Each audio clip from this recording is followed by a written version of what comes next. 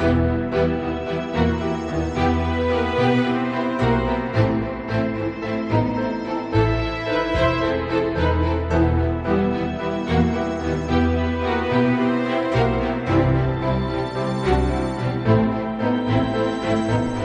Busters, investigating the mystery, monsters, and madness of Arkham Horror, the card game. Hello and welcome to episode 122 of Mythos Busters. I'm Sean. Joining me on this glorious Saturday night, snow is falling, beer's being swilled. Do you swill beer? I think you swill beer, right? Beer swilling, that's a thing? I don't know, I'm sipping it anyway. Joining me tonight is Nick. Hey, Nick. Hi. I don't know why I introduced you, because you can't tell me whether it's beer swilling because you're not really a drinker. I mean, I'm not, but what is swilling? I know me asking that has now caused you to, second guess if you said the word right. I think you did. I just don't know what it means. I'm pretty sure I said the word right. Now I'm just swill. To wash or rinse out by pouring large amounts. Oh, yeah. So swilling beer is to just guzzle. It's just guzzling. Yeah. Okay. And it's Into British slang, so I can be forgiven for not knowing it. We don't use that word here in the colonies. Yeah. Joining as well is Ian. Hey, Ian.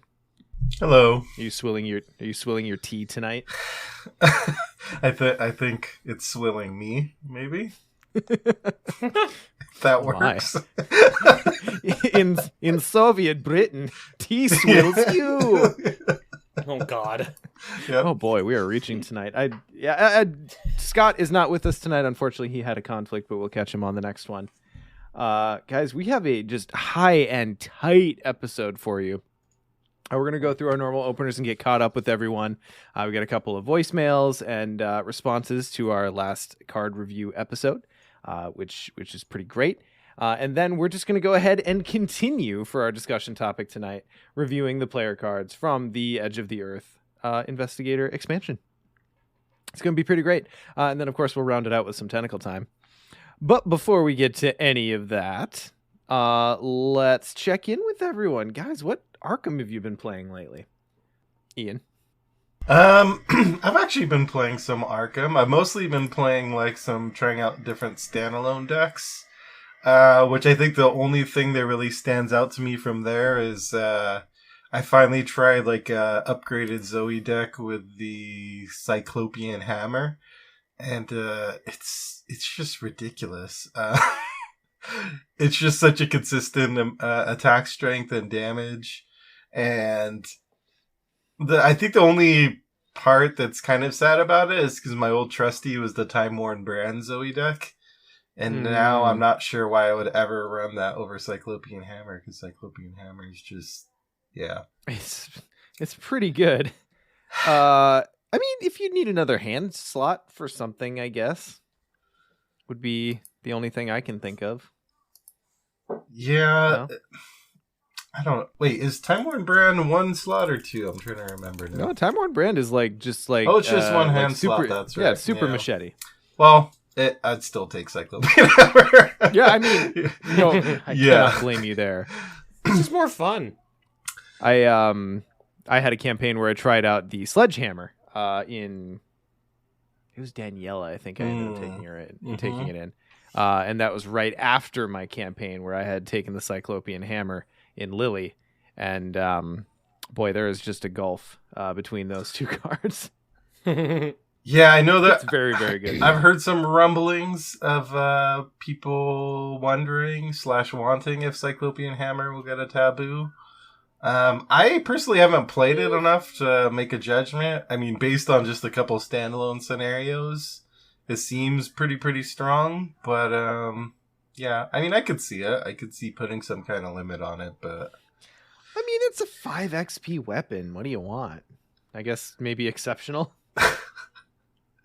Yeah, I don't know. I guess it'd just be one of those cases if it's just clearly outshining every weapon. I don't know. We'll see, I guess. The only other thing I've done is I finally started a second Edge of the Earth campaign. It's funny because usually by this point after a campaign is out, well, I guess that's not true because this is the first time we've had a campaign all out at once. But I guess usually when there's an ongoing campaign, I've talked about this before on the podcast that I have like 5 campaigns going on at once and just kind of each scenario that comes out I'd run through. But now with this one, I was like, okay, well, it's all out, so I can just kind of take one campaign at a time, which I am trying to do. But just because of time, I've only played it once through, whereas I would have expected to have played it like, 4 or 5 times by now. But anyway, I started run 2, and I'm running Luke and Daniela through it. Yeah, which is an interesting combo. Daniela, just because I want to try her out more. And Luke, I feel like I haven't played for a while, and I wanted to see what dumb things location-wise he could do in Edge of the Earth, which has some big maps going on. I want to bend that mountain to my will, baby. Oh boy, yep. So far it's been gone pretty well. I guess the interesting thing about the Luke Robinson deck is I'm trying out Forced Learning for the first time. Okay. Which is the one that increases your deck size by 15, and then you draw 2 cards instead of 1 at the end of the turn and discard 1. Mm-hmm. So it's kind of like Círdan things from Lord of the Rings. But yeah. So I'm basically running like a bunch of... I have like 22 events in his deck to kind of leverage his ability, and I'm just seeing what I can filter through with Forced Learning. I still don't know how I feel about it yet. I'm still kind of exploring... Part of me is like, it probably would just be better to just have 30 cards and just the events I really want. All right. You don't have to placate Scott. It's fine. He's not here. But on the other hand, in terms of like variety and fun, it's nice like that I get to try out all these different events in a single Luke deck and kind of figure out what works best. And the other thing I'm trying to do with the deck is like leverage a bunch of charges onto the gate box. Yeah. So I'm running the Eldritch Sophist, and I also got the new Winds of Power card that just tosses charges onto an asset. So yeah, so far I've been able to use Gatebox quite a bit because of that. Nice. So with Forced Learning, like the conceit of it is you see more options, right? More filtering, more options. Your deck size does increase, but ideally over the course of a game, you're still going to see more of your deck, right? Have you found that to actually be the case? Does it feel that way? I think so. I feel like I've been able to get through a good chunk of the deck. I think I feel like the problem with Forced Learning would be if you have a deck that really needs certain assets out. Like the kind of decks that are really focused around certain cards. Because with a bigger deck size, even though you are drawing through more cards, just the chances of finding it in your opening hand or first couple of hands are lower. With this Luke deck, I think I'm fine with it because, like, yeah, there's Eldritch Sophist and a couple cards that I want to see, but if I don't get them, I'm fine. As long as I see like some kind of clue spell, that's pretty much all I want to see. But other than that, I'm fine just kind of filtering through what's there. So yeah, I think it's terrible for combo decks where you need certain cards or just decks that are focused around certain assets. But if you're just, I guess, looking for like a toolboxy deck, with lots of answers to different problems, then that's probably the sweet spot, which is what I'm trying to have this Luke deck do. And it's a completely valid and effective way to play if you build it right. Don't let the min-maxers tell you otherwise. They're just afraid of uncertainty. Sure. I mean, it's a debate that I remember having in Lord of the Rings too, of like, you can old as time, baby. Only 50 cards, and it needs to be just the exact cards you need, and you need 3 copies of every card unless, it's something you don't really need or it's unique, and then it'll be 1 or 2 copies. But then why is it in your deck anyway? 3 copies of everything. That whole argument. Which has its merits, but over time I was also like, well, sometimes scenarios throw up a variety of problems in this, like, consistency is great in card game. We're going into a whole topic, but maybe this is a future topic. Baby, let's go. But consistency is valuable in card games. I'm not saying that at all, but I think variety and is underrated in a deck. Like having different answers to different problems is also something useful to have in a deck. And sometimes you sacrifice that because you're just focused on the consistency part. Mm-hmm. And especially in Arkham, particularly in lower player counts, where you're going to potentially be asked to do a wider range of things. Having more options available to you, I think, is only a good thing. The whole draw 2, discard 1, it's never really felt like that big of a... The discard 1 has never really felt like that big of a drawback to me. Because you get the choice. Like, you still get to look at both cards and go, which one do I need now? You know what I mean? And no matter what, I think you will always have an answer to that question. Of these two, which one do I need right now? You know what I mean? And if you don't, like, if you're at a point where you're like, I don't need either of these, then it's like, okay, then there's more freedom. It's like, okay, then just pick the one that you like. Okay, I have one resource. This one costs 5. I'll buy, you know? So I don't get people saying that it's bad to do that. You know what I mean? Because to me, it's like, no, it's good. It's good to have that choice. 80 card Mandy is Nick approved. Y'all heard it. Well, I mean, okay. I'm talking literally just about, all right. Well, let's do it. I'll play 80 card Mandy. Let's do it. Hell yeah, baby. And then play that across from like 20 cards parallel skids with Underworld support and see who wins. How do you, what's the win condition? Don't think about it too hard. Everybody wins. Fantastic. Nick, what you been playing? Nothing. Aw. I've played no Arkham since I finished my last Edge of the Earth campaign. I know I mentioned it before, but I have decks built for the next campaign, but they've been torn down and rebuilt a couple times. So I'm not even... what I want to do is finish Descent before I jump back into Edge of the Earth. I thought I was closer to the end of Descent than I really am, I think. So I think I'm around halfway. I don't know. I'm somewhere in the 50% mark area. I'll be interested to follow up with you on that one at Tentacle Time. Yeah. So unfortunately I haven't played. And also, unfortunately, as Ian mentioned before, not on this podcast, but in our Discord previously, Abandoned and Alone was skipped because of Ian's schedule. And then unfortunately that caused me to mess up my rhythm. I'm not blaming Ian at all. It's just like I had this really strong internal I had this really strong like clock as far as like, okay, it's this Abandoned Alone episode, Achievement Hunter episode. So I ended up missing an Achievement Hunter episode. Also, I've had a lot of schedule things happen in the last couple weeks. So so I will get one recorded and posted after this episode goes up. But so I haven't played Achievement Hunter either, and I have one. What am I going into? I'm going into Lost in Time and Space with Ashcan. Oh God. What's the strategy for Lost in Time and Space, guys? Can we talk about that? What's the strategy for that? Just go fast? Pray to the deity of your choice. Ugh, barf. Not having Duke hasn't been terrible, but it's been slowing him down pretty crazy.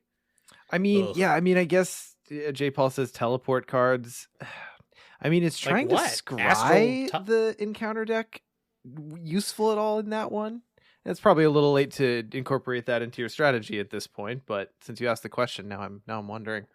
I don't know if I have any experience left to swap out level 0 cards or not. Like to throw, what is it? Astral Jaunt? No, Astral Jaunt. What is it called? I don't know. Astral Travel. Astral Jaunt was the name of my acid funk band in high school. Astral Stroll. Oh yeah. Fantastic. So anyway, I'm going into the Lost in Time and Space. I don't have a strategy. This is the British episode, Kyle says. Yeah, you know what? Let's just lean into it. Fantastic. Cheers. Well, hopefully your coming days will be Arkham full. I hope. That's the hope. We'll check in with you next time. I have played a bit of Arkham lately, not as much as I would hope. A lot of my Arkham time is going toward podcast related things. I am about to finish up my Lola and Gunslinger Mark Edge of the Earth campaign. High level, I have found a Lola deck that I really like. But Crisis of Identity is still overtuned and can go fuck itself. Is my overall take. But I really, really do like this Lola deck, and I'm very, very happy about that. I've had a blasty blast playing it. And Gunslinger Mark is still Gunslinger Mark. I've been trying him with the new the Docker's Clutch, the shoulder sling. There's an Arkham name for it. Quick Draw Holster. That's the one. Thank you. I've been trying it out with the Quick Draw Holster, and it's been okay. What did you call it? Dockers? What? That's what Roland calls it in the Dark Tower series, is the Docker's Clutch. Oh, sure. Sorry, that was a very deep pull for my Dark Tower fans.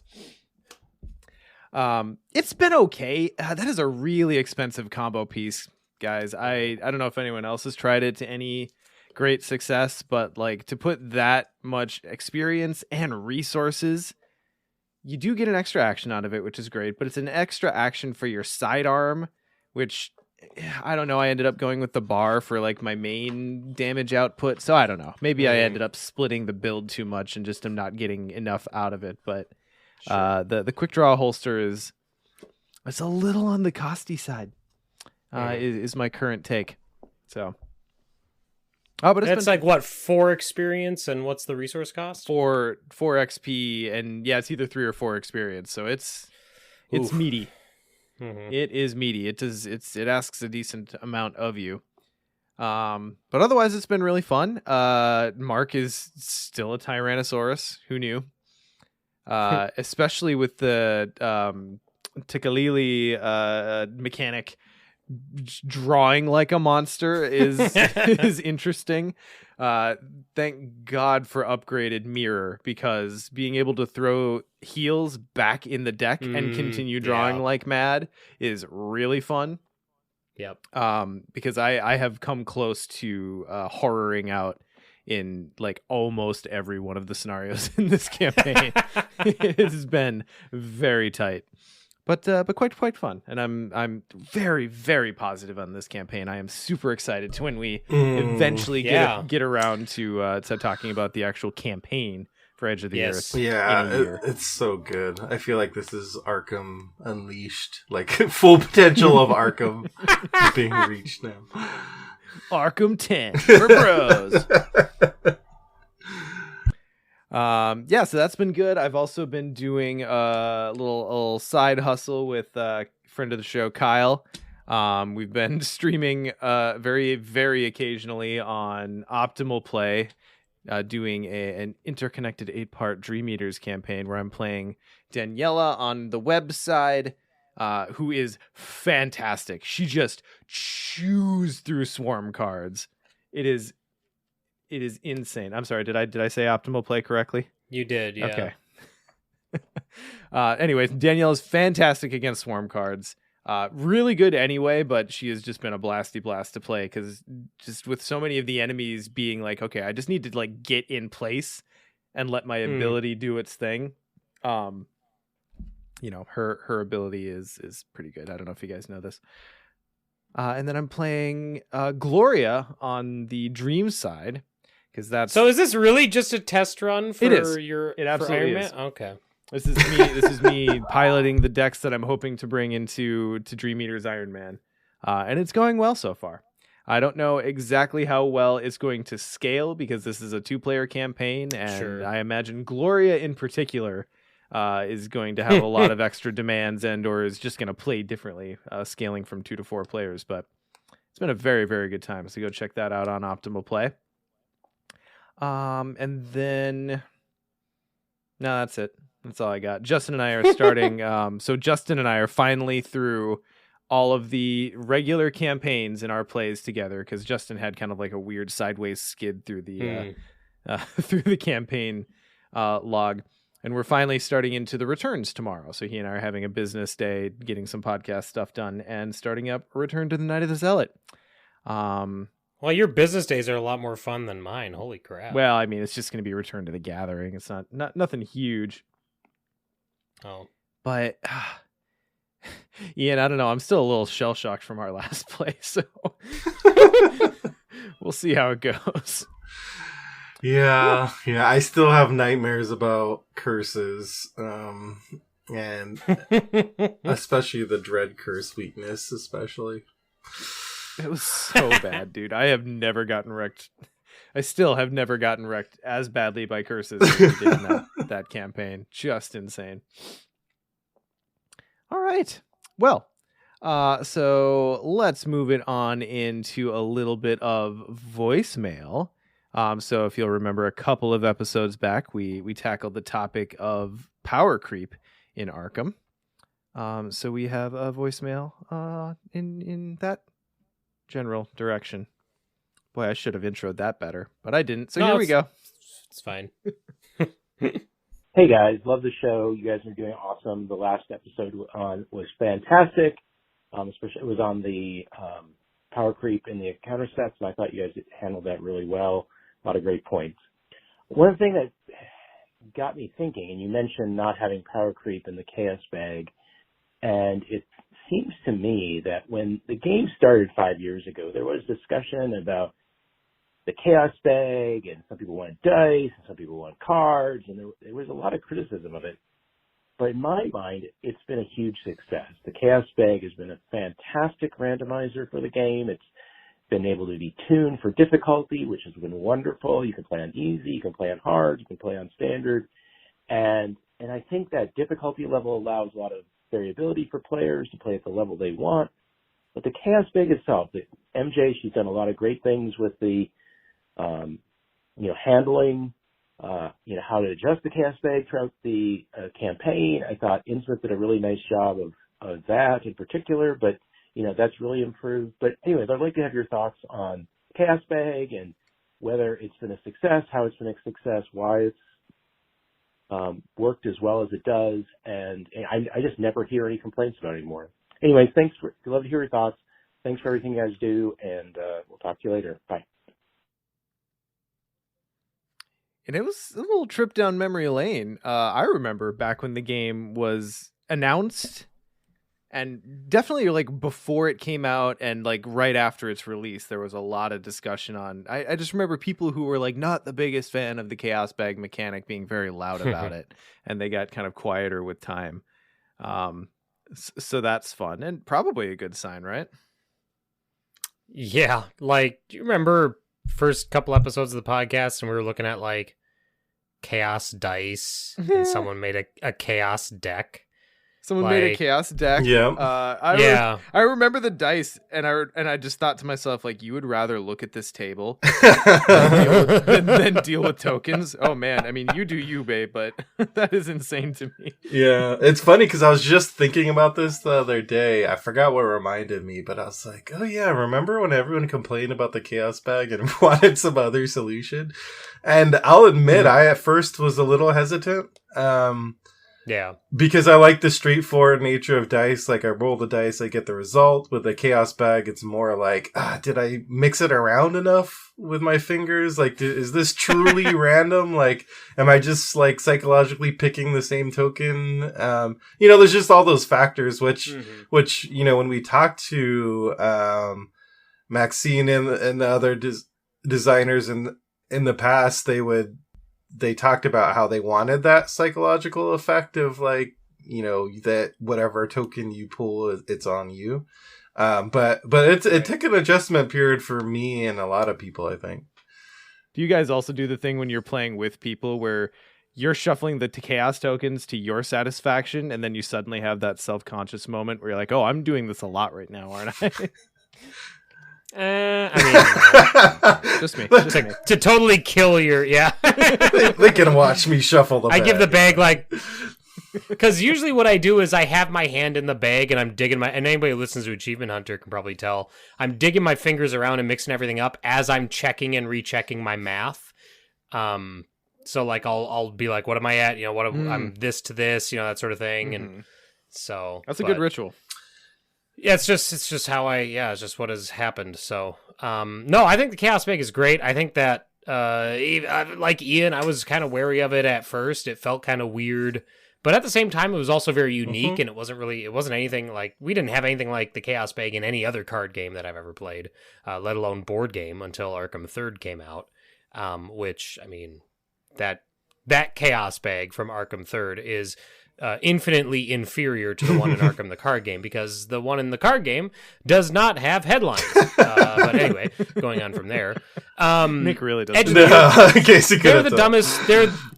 They kill any desire I have to play Arkham 3rd. Those headlines do. Anyway, well, that, and it's just a redundant game. I already have the card game. But I think Edge of the Earth really kind of... I like what they did with the Chaos Bag and Edge of the Earth, where your difficulty choice at the beginning of the game doesn't only just change the numerical tokens, but it adds in additional of the special tokens that come in with Edge of the Earth too. So like Frost becomes a bigger thing right away if you're playing on a harder difficulty, and you have to kind of like work against it more on expert or on hard versus on standard. And I don't even think easy starts with a Frost token in the Chaos Bag. Like what a fucking break! Like good job, easy, So. I think that we could see more of that. I would like to see that even in like the middle of a, well, no, never mind. I would eat my words as soon as I said them, because one of the things I criticized Essex County Express for back in the day was that it added a -3 to the bag for just arbitrary reasons. Anyway, I like where the Chaos Bag is at. I like that we're seeing new tokens added. I like what it has meant for the game as far as difficulty goes. Yeah, just the ability to customize on the fly is so hard to do with any other system like dice or cards. But I mean, you could do it. It's just a lot more difficult. And yeah, I mean, to this day, I will still have those, like, when I have those moments in Abandon and Alone every game or so where I draw like 3 tentacles in a row, where I'm like, I know this is me. I'm not shuffling the tokens around enough. But ultimately, I think everyone's just gotten used to it because I don't hear those complaints anymore. And the system just offers more in terms of advantages than any disadvantages there might be.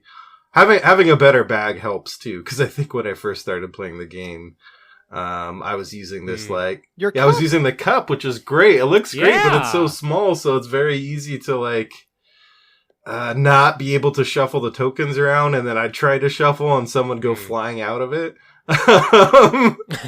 But now with a nice big bag with room for your hand, you can feel a little bit more confident that you're really shuffling them up.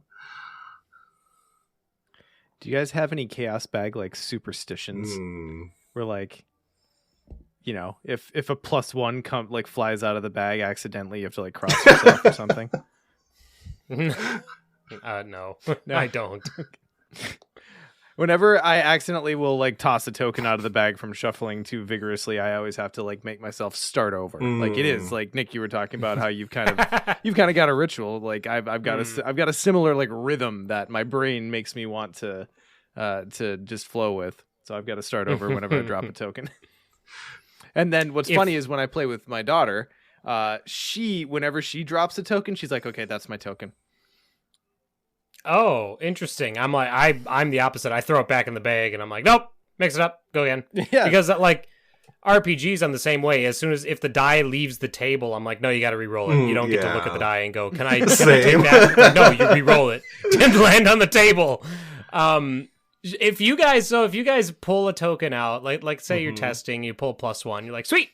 And then you do some stuff because you succeeded the test, or maybe it's a better example if you fail. You're playing Survivor, you fail the test, so the Chaos token's sitting on the table, and you do all your when you fail shenanigans, and then you're like, all right, now I'm going to test again. So you shake the bag up, and you reveal a token, and you pass that time. You're like, sweet!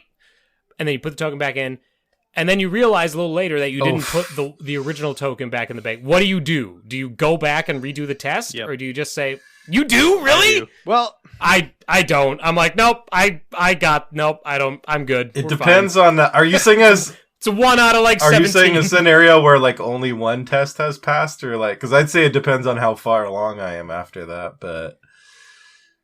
For me, it like depends the next on the test, relativity of the token that's sitting out. If the token that's sitting out is better than the token I pulled, then I don't care, because I like the test happened with a worse token, so whatever.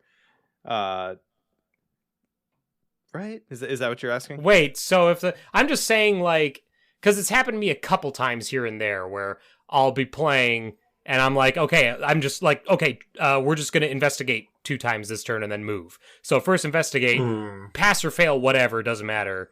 Second investigate, pass or fail, whatever. And then after I move, I'm like, oh, I never put the token back in from the first investigate. Oh, I see. You know what I mean? Like that sort of thing. Yeah, to me, it largely depends on what token it was that got left out. Like, if I were to leave a tentacle out of the bag, as much as I hate the tentacle, that's a foul for me. So I'd have to redo it. But yeah, it's contextual for me. Yeah, I think I generally would redo it. Yeah, especially if it's just like a test or 2 down the road. If it's more substantial and I have to actually like rewind actions and stuff, I probably won't. I'll say I've gotten like when I first started playing Arkham and in my Lord of the Rings days, I would be very obsessive about making sure it's a mistake-free, perfect game. So I would rewind like all the way back to a past turn and painstakingly reset everything. But I think Arkham has made me more loosey-goosey over time, where I'm just like, there's no such thing as a mistake-free game. Keep going, it's fine. You know, like, right. I do rewind certain things if I think it's easy enough.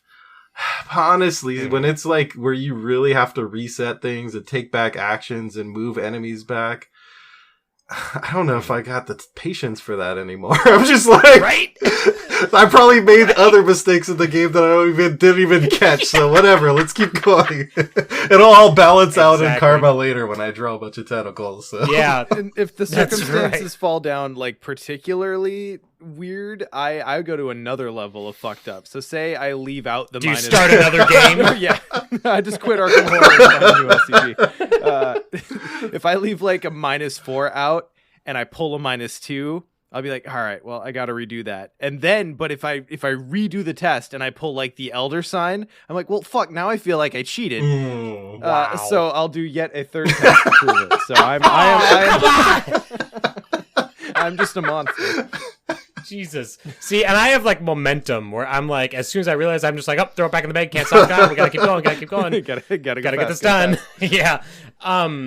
God, that's so interesting to hear how you guys approach that. Well, thank you for asking that question better than I did, because that's exactly what I was going for, to see if you guys had any superstitions with the chaos bag. I have a final chaos bag question, which is not as serious, but every now and then you run into that test where it's like so pivotal, like the game comes down to that test.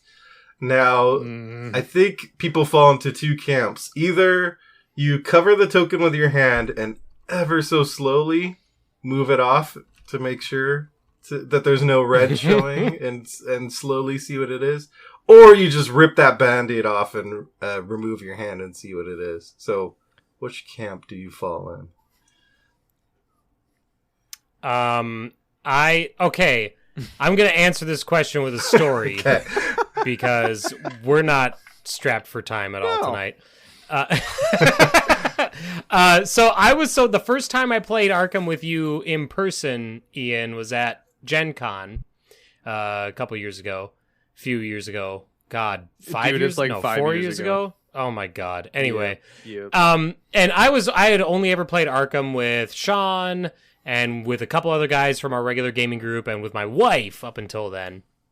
And so it never occurred to me that there were different ways to reveal the Chaos token.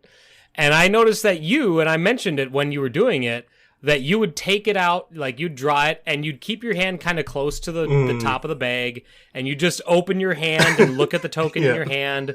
You'd say it out loud, and then you'd drop it back in the bag, you know? And I was like, wow, he's just so quick.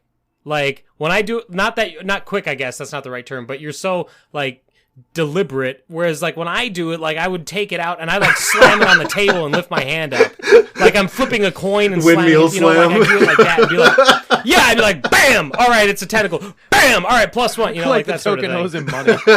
Yeah. It just felt so much more, I don't know, like definitive to me, like this is the test, like I can't do anything after this point, so wham, let's see what it is.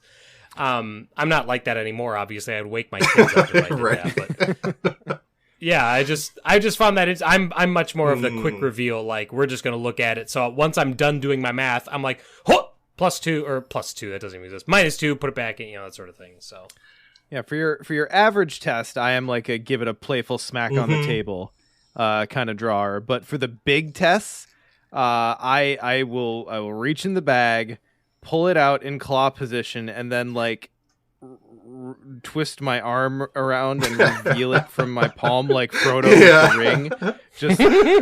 Just like there's so much emotion in that test. I'm just kind of like, yeah. That's my go. How about I you, think that's Ian? generally where I'm at. Like, usually for an average test, I'll just kind of put it on the table, see what it is. But if it's a very important, like, it all hinges on this test, then yeah, it's the slow reveal for me. For some reason, I feel like that's going to make it better or increase my chances somehow, but I don't know why.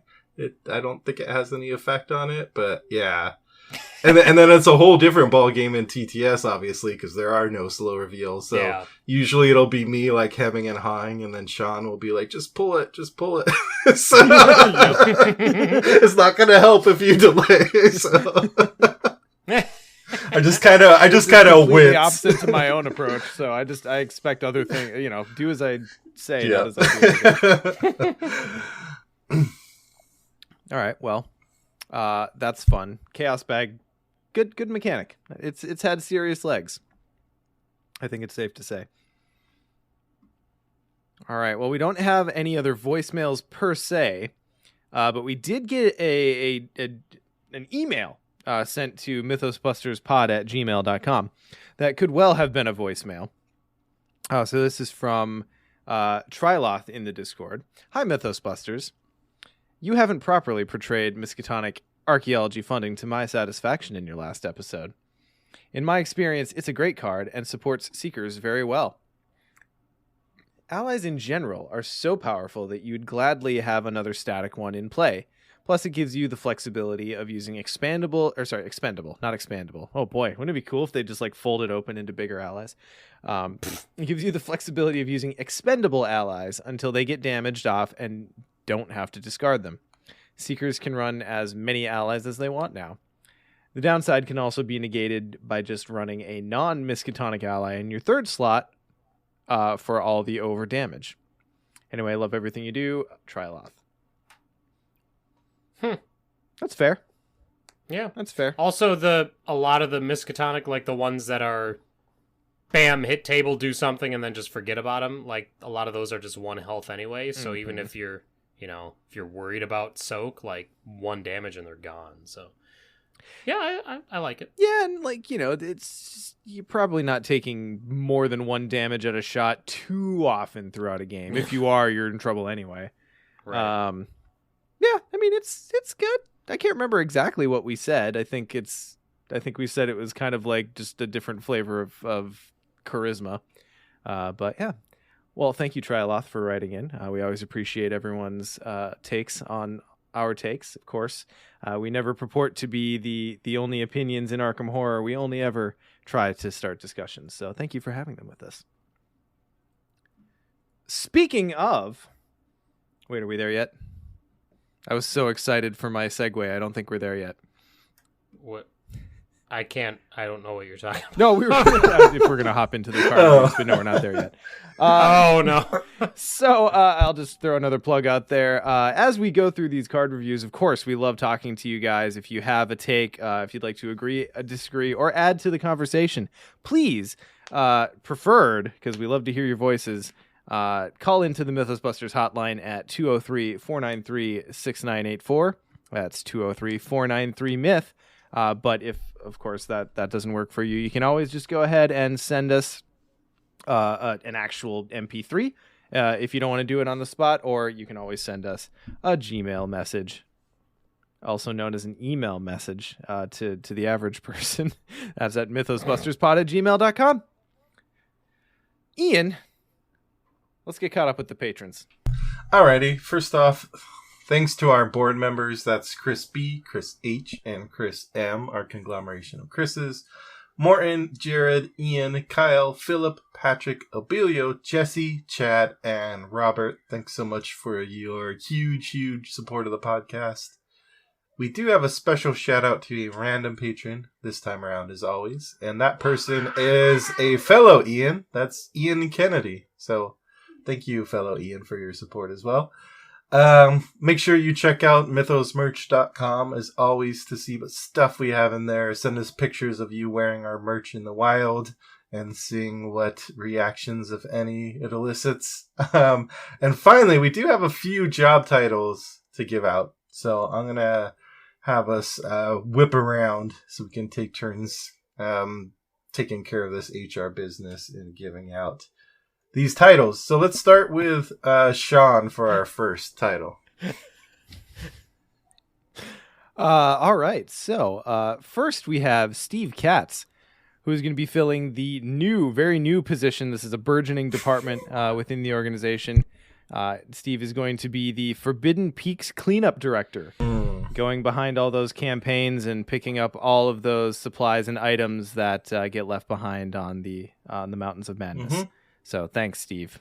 Watch out with the dynamite. Whatever it may be. Right. Or pieces of partners. Yes, that too. Very important. I imagine Steve's going to find a lot of propellers. Because I remember I remember getting that supply card and then never using it. The spare parts. Yeah, if that's what it, yeah, I just remember the prop on the art. Spare propellers. All right. Nick, why don't you read the next one? Sure. More cop rock, please. I'm guessing not the god or not the parent given name, but who knows? Someone really just wanted more cop rock. Yeah, I mean, I could go for more cop rock, sure. I guess I don't know what cop would that be, like the police? Anyway, Shogoth Choir musical director. My advice to you, Mr. Please or Mrs. Please, is to bring your earplugs. Mm-hmm. Yep. It actually will help. They just came out with a new album, including such tracks as Tekalili, and Tekalili. So make sure you pick that up. It's like one of those 15-minute songs divided into like 3 movements or something like that. Yes. It's their rock opera album. Next up, we have Dice and Dudes. Dice and Dudes are going to be taking on the title of Ambassadors to the Gods of Random Chance. I think they should be well equipped to fulfill those duties, as well equipped as anyone can be. And then let's circle back around for Sean to do the last one. Sure. So the last title we're giving out today is for one David Godfrey, I believe. Sorry if I mispronounced that. So David is going to be our new Lita Chandler liaison and emergency yeet specialist, bringing R3 to all of those groups who have no better option. Wait, it's a valid strategy. Yep. It's R3, right? Did I get that? I don't know. I'll be impressed if I pulled that straight out of my ass. I wonder if it's just but thanks if you're David. just it's very like important. Traveling around with Lita and you just have a little like button in a glass case that you have to activate. Yeet in case of emergency. Or if this is my second Order 66 joke of the day, but is it like you just initiate Order 66 and then everyone just uses Lita? Is that how it works? Ian, you take as many of those jokes as you need. That's Sean's love language is Order 66. That's barely love language. Oh my god. Fantastic. All right. So not really a whole lot with news this time around, right, Nick? Yeah, nothing FFG sanctioned. Nothing from FFG regarding news.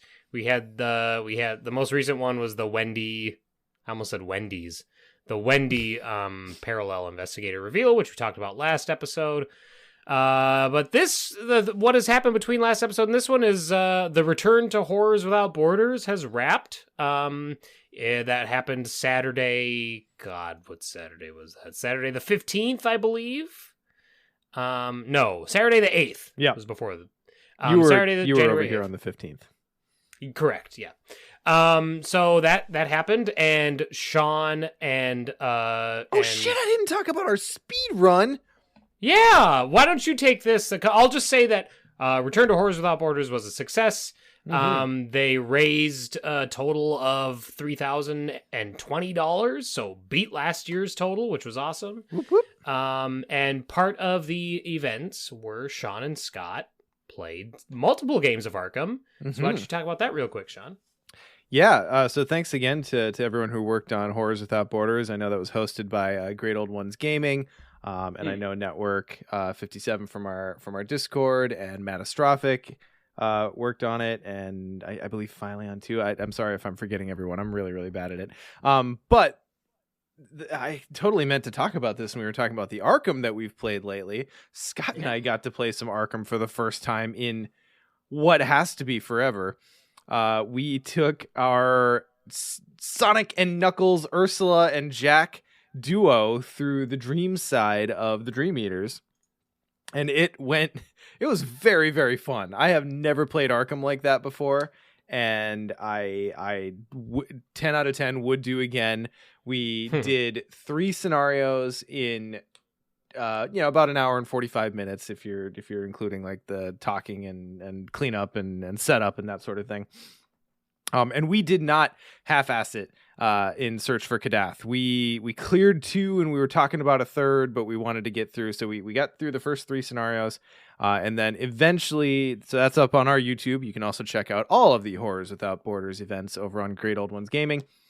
And we uploaded our games to our YouTube channel, so check those out there. And at some point, when I can get Scott alone to play some Arkham, we're gonna finish up that campaign because I want to see if we can actually just give it to where the gods dwell. Just give it to it. It has been a good long while since I've put up a dub in that scenario, so I'm hungry for it. But man, that was a really, really fun game. Have you guys, like, I know, like, Ian, you probably have done something close to this with, like, Solo, Finn, and I guess investigators like that. But have you ever really tried to just get through scenarios as quickly as possible? I have not done that before. Yeah, for sure. I feel like that's a good chunk of my like rogue evasion speedrun style campaigns, because you just kind of gotta get through fast before you get knocked out. So fun. And I was worried because you guys know, anyone who's been paying attention or has been listening, who has listened to a single Mythos Busters episode in the past year, has probably heard Scott talk up his Dreamy Ursula by Scott deck, or dubs, as you'll hear him call it. And rightfully so, that deck is tuned. It is a speed machine. I have tried that through a couple of solo campaigns, and it goes. So I was real nervous to bring in my own speed. But my Jack deck performed admirably and was able to keep up with his, and man, we flew through that. It was so fun. Jack is a beast. Jack is... He is so good. He is right up there now with my favorite rogues. Yeah, agreed.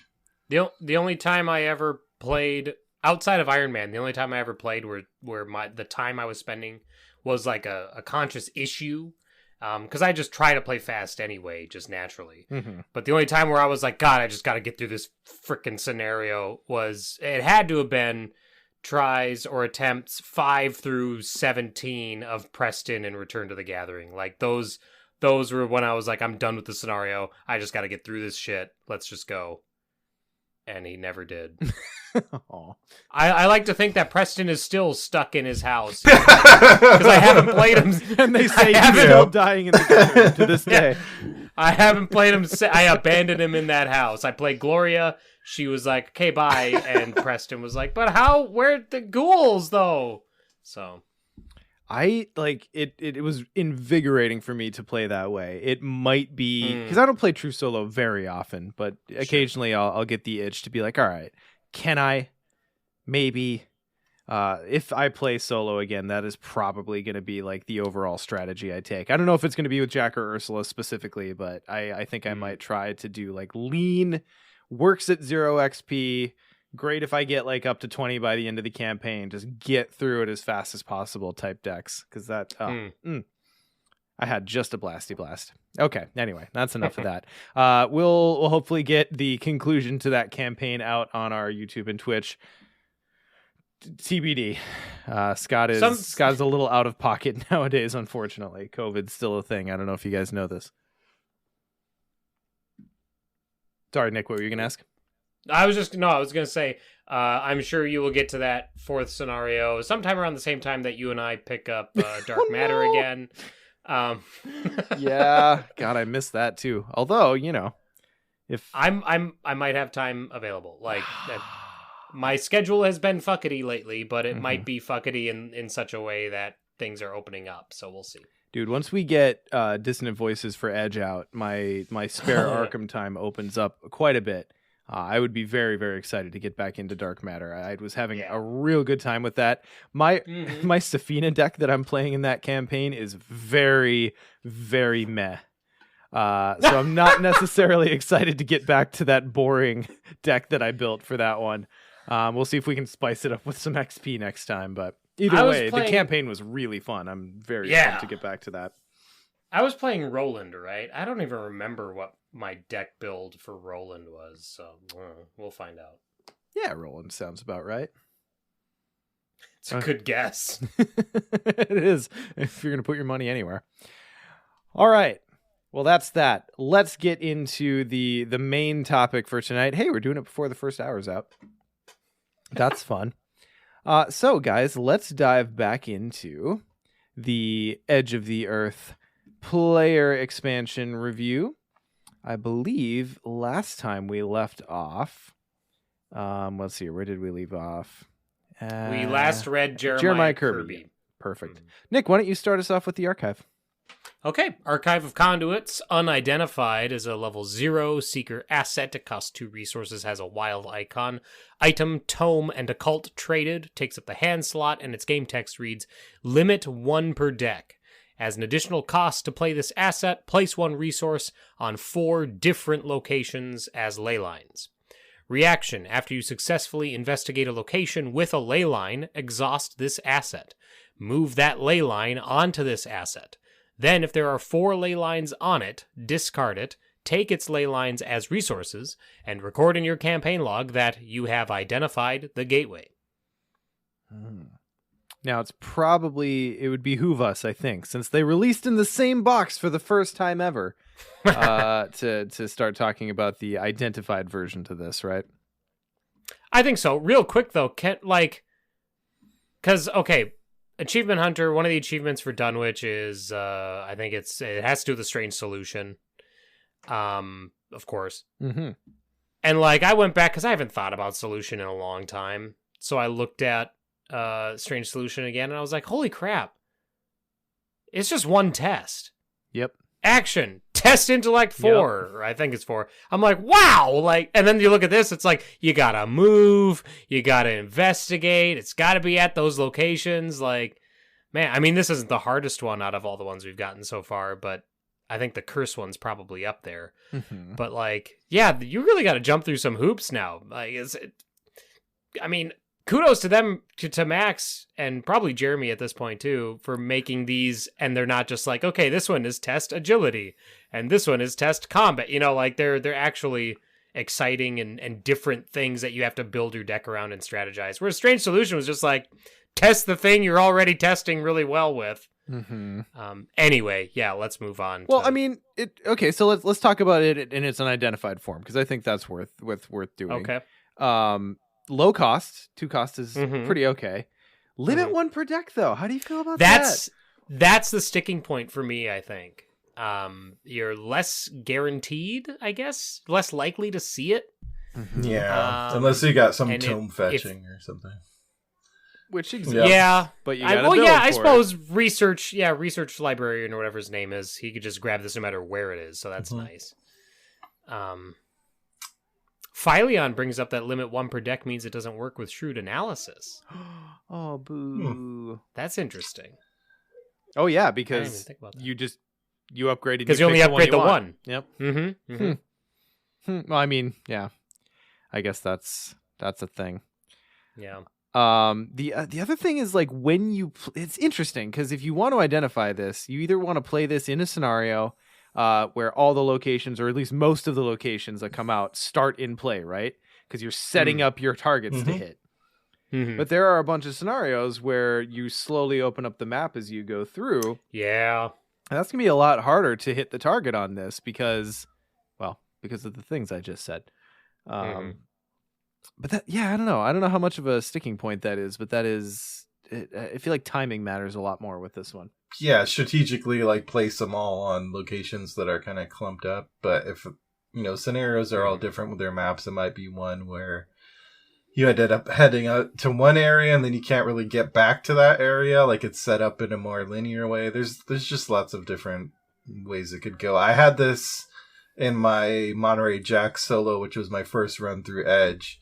And I was like, well, if anyone can get this done, it's Monterey Jack because he can just move, right? And I'm sure if I ever got this into play throughout the whole campaign, I could have, but I did not. Because of the limit. Well, the problem with limit 1 per deck wasn't so much getting to it, because with Monterey Jack's draw, I'm usually getting through most of my deck, if not all of it.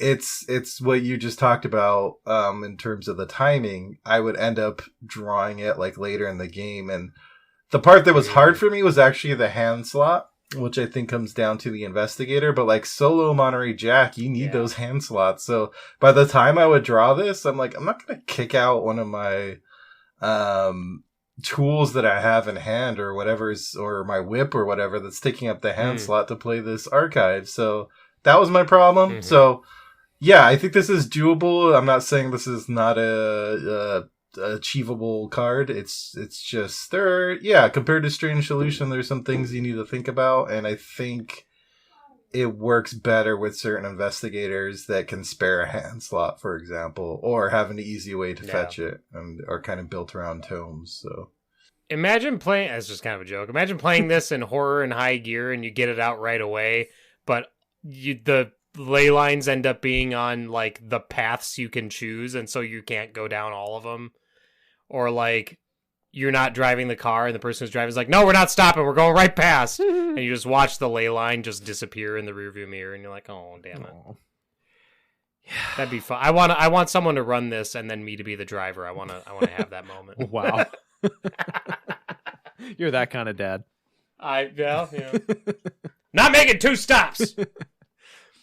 Oh, God, I don't know. I fully plan to try this because it seems very interesting, but the fact that it has both limit 1 per deck, so it's going to throttle you on how quickly you can find it by pure chance, and it's very marginal if you find this mid to late game. Yeah. That's tough. All right, so let's see if it's worth it. Ian, take us to Tindalos. Will do.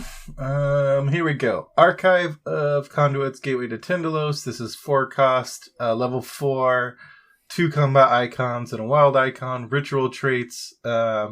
Researched, uses 4 ley lines, limit 1 per deck still. Free trigger, Zappy Boy, move 1 ley line from this asset to a non-elite enemy. And then as an action, choose an investigator and an enemy with a ley line at a revealed location.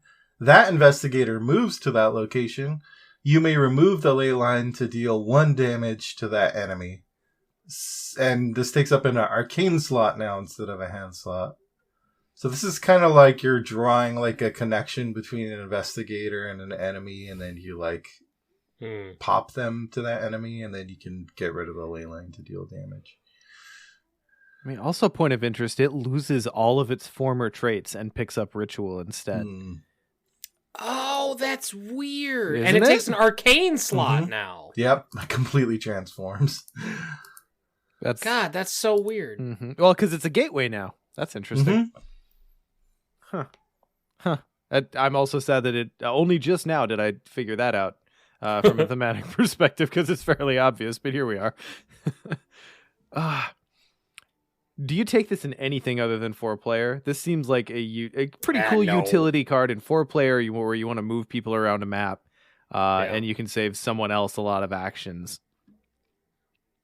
It also seems really like it's super scenario dependent, because I think this is best used in a scenario where there's other things to be doing at the same time that there's a big enemy out that needs to be dealt with. Like, you don't... Oh, but it's a non-elite only. Weird. I don't like this. I don't like this for 4 experience. Although I guess it's a good way to, like, bamf across the map and snipe a whippoorwill, I guess, but... That's the best use I've heard so far. Right? Like, I don't know if I like this one. Yeah, because, okay, so you're putting this... It's a level 4 Seeker card. Yeah. And it doesn't have a trait that is... I don't think there's a single non-Seeker aside from Jack, obviously, who could take this because of the trait, right? So you're looking at pure yellow investigators only, except for Jack. Mm-hmm. I don't know. It's fun and it's cool and I like the effect, but in 4-player, I don't know that the Seeker is going to find room for a 4-cost card to help the killer be a better killer. Yeah. You could. It's not that efficient. I guess it's useful for when you and the killer are separated and an enemy's on you. That's not bad. You can, like that, like it's a good kind of get over here and deal with this shit. This is your beckoning bell. Yeah. Yeah. Oh, nice. Yeah, Bloodborne reference. I appreciate that. But even still, I can't, like, that doesn't feel like that's worth 4 experience, 4 resources for me. And yeah, you still take the attack of opportunities, as Big Kahuna points out. It doesn't cancel AAO. And it's non-elite only, which is weird because you're not moving the enemy, so it's weird that this has to be non-elite. I don't know. Ian, do you have strong? I haven't heard much about you. I'm still tumbling around in my brain here. I could see some uses. I'm thinking more.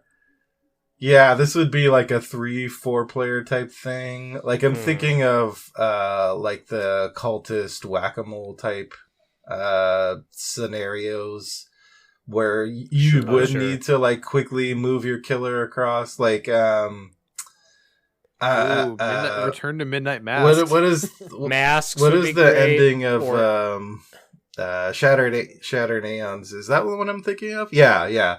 Shattered Aeons? Shattered Aeons, yeah, Shattered where the Aeons. cultists can kind of pop up all the way across the map. If you could just like quickly go action, just pop your killer there so they can kill them. So that's kind of more of a scenario dependent type play, which is always tough when you're talking about like 4 XP and like doing all this research and identifying it to get to that point.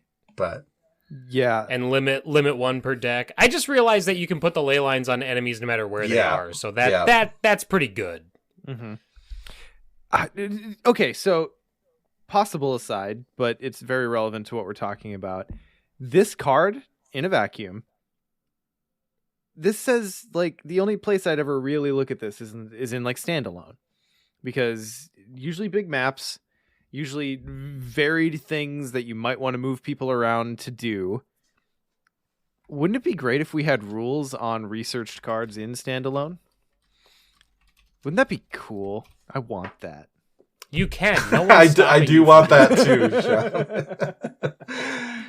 You are literally creating that rule for yourself. I mean, what? Just pop a couple of extra XP on there? I don't know. Take an extra weakness. Like something. I don't know. Why take an extra week? What? You're building a standalone deck. Just throw it in there. Spitballing. Don't piss on my brainstorm, Nick.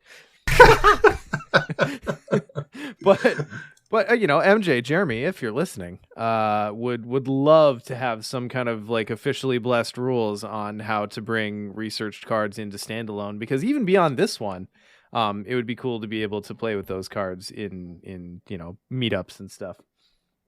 Just bring it. I mean, yeah.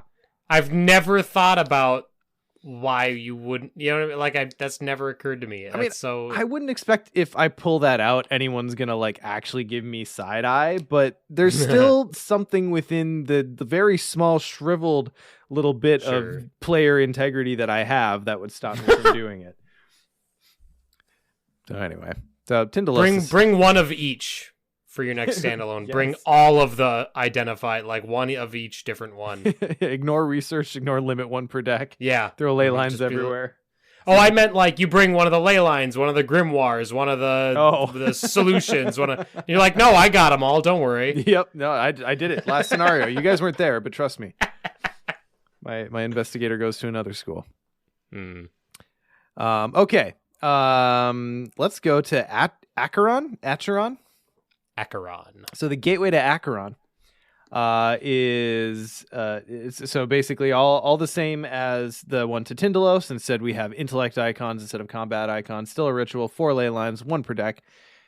Squiggly boy, move 1 ley line from this asset to a revealed location. And then action, choose an investigator and a revealed location with a ley line. That investigator moves to that location. You may remove the ley line to have them take an investigate action. Now this one's juicy. I like this one. This So you want to one's feel like? juicy. Do you want to be Ursula? Damn, Ursula could do it twice. Yeah, that's true. That's still within the window, right? Because Ursula's wording is reaction after you move. I Is that believe right? so. I believe so. Or is it when you move? Well, it would have to be after because you'd have to already be at the location that you want to do. After you move to a location, take the investigate action, limit once per round. Mm-hmm. I think you would be able to do them both together. Hmm. I think technically you'd be doing the Archive of Conduits one first, I think, if order matters. I guess I'm not sure if a reaction can interrupt a currently resolving action. Well, yeah, because you move to that location, and then that reaction goes off. I don't know. We'll check back with Scott on this one, but I'm pretty sure Scott's that's more how it up on works. that than I am. Either way, Ursula aside, this is really good because even if you're not going to have move an investigator to get clues, there are lots of reasons you could think to be like, okay, you go there, please. Okay, thanks. Very, very good. Yeah, I Yeah, I think compared to the one before it, There it's we go. just a lot easier to see the uses. Like, it's not dependent on certain enemy needs. Like, there's always locations that you need to move to. Like, obviously the investigate piece, but just even if you just kind of need to, say, pop someone back to a resign location, or there's just tons of uses for this one. Well, and what's nice is like if you just have a central location, like I'm trying to think, there's a couple scenarios where we're like bringing things places, right? So, Innsmouth, I think this is amazing in Innsmouth because there are multiple scenarios like this, or that would benefit from this. The very first, well, you wouldn't have this in the first one, but the first one would be great. But what's the, goddamn it, what's the one with the boat? Oh, Devil Reef. Oh Yeah, Devil Reef! This would be amazing in good Devil Reef. Yeah. Ooh. You just pop it, you just be like, all right, well, we'll just someone swim out there and see what's there, and then we'll pop this there, and then if we need to get back, we, Oh, Nick, yeah, this is. I think you just figured out how we're gonna get all of the artifacts from Devil Reef. Well, I'm glad I could contribute because It's juicy. yeah. Hmm. No, I like this one a lot. This one feels a lot more universally useful than Tyndalos did. Yeah, because this is just a move action to an important location of your choosing. And that is super solid. And you can continue to do this until you decide you want to remove the ley line. So you might never pop that free investigate action. Right. And that's better. So, oh, this one's so much juicier than Tyndalos. Yeah. That is kind of the unfortunate part of a lot of these like researched unidentified ones where there's usually always one that's there's really usually good. one that is just head and shoulders above the others. So, also, you could throw all the ley lines on the same location That's true. and just You could. like if there's one place that you need to get back to, and then just pop them every so like be like, all right, now I'll pop one so you can investigate there or whatever, or just do them all in one round so then everybody can investigate. I don't know. I just realized there wasn't a limit. And same thing with the enemy too. You could put all of the ley lines on one enemy and then spend one turn bamfing 3 investigators across the map and deal 3 damage to that enemy if you want to. I don't know. Not particularly useful necessarily. Yeah, like Dog pile. Interdimensional, gang up. But That's fun. Yeah, it is nice that compared to enemies, which like there's the non-elite piece, but for this, there's no such thing as like an elite location. So when you have those like tricky like final locations that you do need to just bamf everyone in there at once and do a quick investigate to get like those clues off you need to win the scenario, then business. Boy, it is really funny how the cards that are just like straightforwardly good garner such little discussion compared to the ones where we're trying to figure it out. But such is the nature of card reviews. Ian, I know you're a Carcosa fan, so take us to Aldebaran if you would. I will. Okay, Archive of Conduits, Gateway to Aldebaran. This always reminds me of Alderaan. Gateway to Alderaan. 4 cost, level 4 still. 2 agility icons, wild icon, ritual trait, arcane slot, so all the same. Researched, uses 4 ley lines, limit 1 per deck. In this case, the Zappy Boy, the free triggers to move 1 ley line from this asset to a non-elite enemy. So we're dealing with enemies again. But this time, choose an investigator engaged with an enemy with a ley line. That investigator disengages from that enemy and moves to a connecting location. And you may remove the ley line to automatically evade that enemy. And this action does not provoke attacks of opportunity. Wow. I think I like this one better than the combat one. That's an ankle high bar to clear, but yes. Sure. Well, I mean, the more I thought about the combat one, the more I saw uses for it, but even still, like, oof. The fact that you can disengage and move as one action doesn't provoke attacks of opportunity, which is huge. And then you can evade them if you want. Like, yeah, this one's great.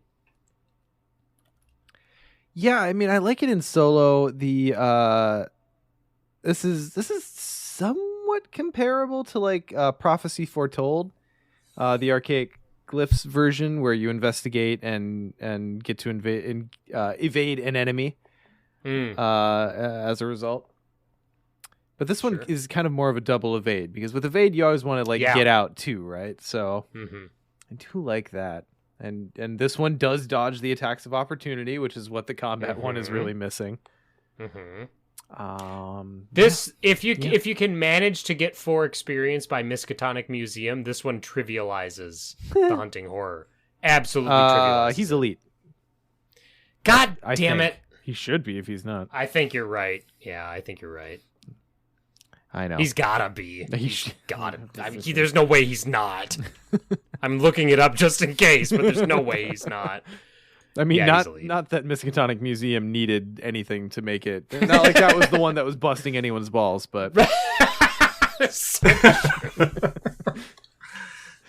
I was just trying to think of one with a big enemy that you're better off evading than fighting. Yoth? Like, Descent to Yoth has some of those bigger, or some of the, like, what are they? Pit Wardens? That are like 4/4s, and... You know, they go to Pursuit, and they're just kind of nasty to deal with sometimes. Oh, Dabby says the mob in Innsmouth. Yeah, that's a good one. Sure. In Rising, Tide. What's the? I can never remember any of the Innsmouth names. What's that? In Too Deep. Yeah, there you go. Yeah. Or it first shows up. Well, sorry, light spoiler alert. First shows up in Vanishing, and then it's also in Too Deep potentially. Oh right. I don't know, Ian and Nick, you play a decent amount of solo. What do you feel about it in the solo context specifically? I love it. Yeah, for sure. I think especially for those solo investigators that might struggle a little bit with that need to get away from enemies. Like when I think about it from my solo hat of like investigators that can evade easily, then it doesn't seem as impressive. But when you have others who just being able to point and click and disengage and get away and possibly evade, that's huge. Just it is really in solo where you can get into those sticky situations where you're just stuck and you don't have enough actions to get away, and you're just kind of piled on at that point, and that's where something like this can save you. Yeah, just again, it just comes back to that limit one per deck ritual trait that just making sure you get it at the right times is the trick, I think. Who's the seeker? Who's the main class seeker that can take rogue? Do we have one yet? No. Damn. I mean, So, leveled up rogue? no, even level 0. Oh, well, Rex. Yeah, Rex has Dunwich Splash. so Underworld to an extent. support, man. Ooh. All right. Not opposed. I mean, also, it's not like Seeker doesn't have like a ton of tutoring and card draw. Yeah, very true. True too. I mean, Never you've got mind. options if you really want to find this card. It's just a matter of whether this card is what you're bringing that power to bear. Don't on. have to bend yourself that far out of shape. Vinny B finally Rex. Really good. He needed It's it, guys. taken this long. His time has come. All right, let's round this out. Nick, Paradise, right? Paradise, yeah. Gateway to Paradise, same as all the other ones, except for 2 will icons. Free action, move 1 ley line from this asset to an investigator.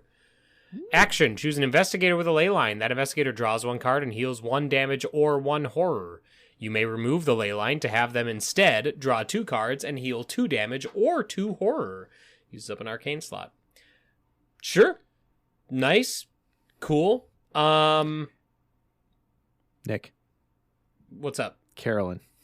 I know, I was just thinking, like, maybe Yeah. I'll do this in Carolyn. Yeah. This one speaks to me as like a support main. Like, hell yeah. Yeah. Harvey? If you can do this to someone at the same location, they could potentially draw 2 cards and heal something. Or Sure. 3 if you're going to spend the ley line. Or Harvey would just throw them all on himself, wouldn't he?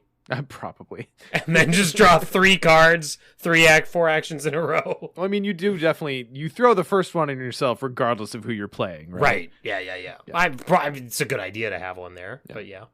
'Cause at the very least, you're just making your draw actions come with a heal, which is pretty But okay.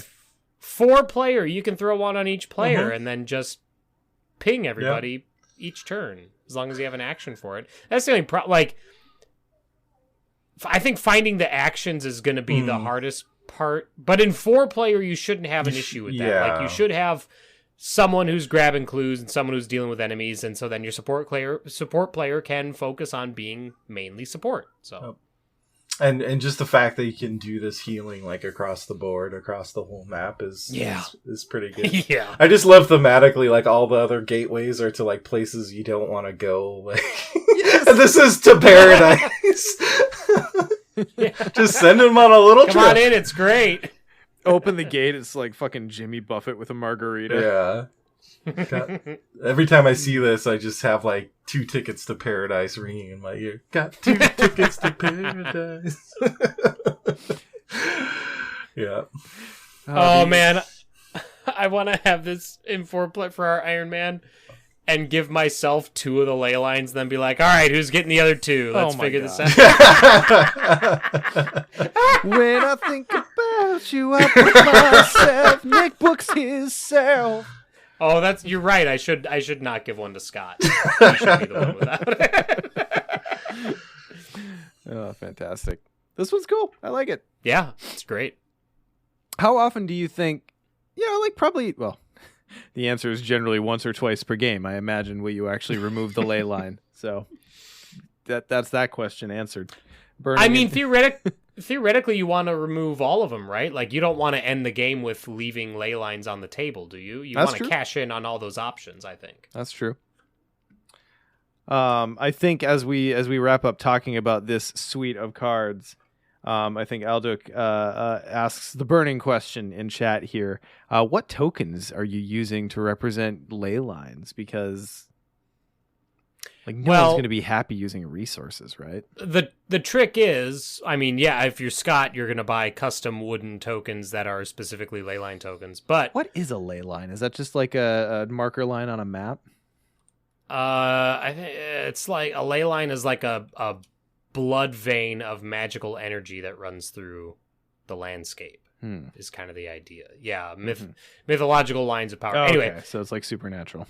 yeah, if you're a gamer on a budget, you just use the resource tokens and you just don't put it in their resource pool. You literally put it on the investigator card. Like, who stores their resources on their investigator card? Does anybody? No. Psychopaths do that. So you can put the ley line on there and it'd be fine. Bend a paperclip into a straight line. Yeah, all right, there you go. Bend a paperclip. That's fair. All right, cool. Well, let's move on from the archive. Boy, that was a journey. that sure was a series. Let's see here. I think it's to me, right? Sure. It was written in the stars. Is our next card, I believe. Read it right. Is the thing. Right? Yeah, written in the stars is a Seeker, level 0 Seeker event. It costs 1 and has a wild icon. Fast.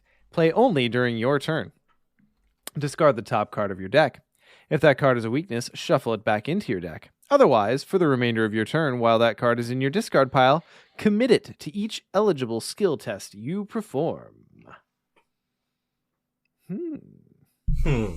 Wait. Hi, Norman. I'm looking at the wrong... What card is it? I'm looking at the wrong card. Written in the stars? I'm right? looking at Prophecy Profana. Oh, that's because we skipped ahead to the upgraded ones. Yeah. We gotta skip back. You gotta rewind it. Oh, you're right. Yeah, we gotta skip back to the written in the events. stars. Yeah, Yeah, that's so- why I said read it right, because I thought you were doing like the translated version, but I was like, wait a minute, that's not. Oh, Profana isn't stars. no, we're just doing hopscotch on the card list here. Yep, gotcha. Anyway, so obviously this is just baller with Norman because you always know what the top card of your deck is, so you're only you're gonna play this when it's advantageous. Outside of that, though, what do you think? Now, Seeker has a permanent that adds extra skills to their deck, but then doesn't it take skills out? I believe so, yeah. I can't remember what that one's called. Yeah, that's Take that one again. Which one? The ancestral Seeker knowledge? has a... Is that it? That adds... combine any old-timey word with knowledge, and it's probably right, but... yeah, but there was a secret Stick to the permanent... skill. Stick to the skill, yeah. That like is that. the Oh true my name. god, that's what I'm calling it from now on. Network, thank you. Oh, I bow to you. I'm not worthy of that. That's amazing. That's weird, like, anti-synergy with this card. And they both are Seeker cards that want skills. So, it's just... Do you run this in non-Seeker, primarily?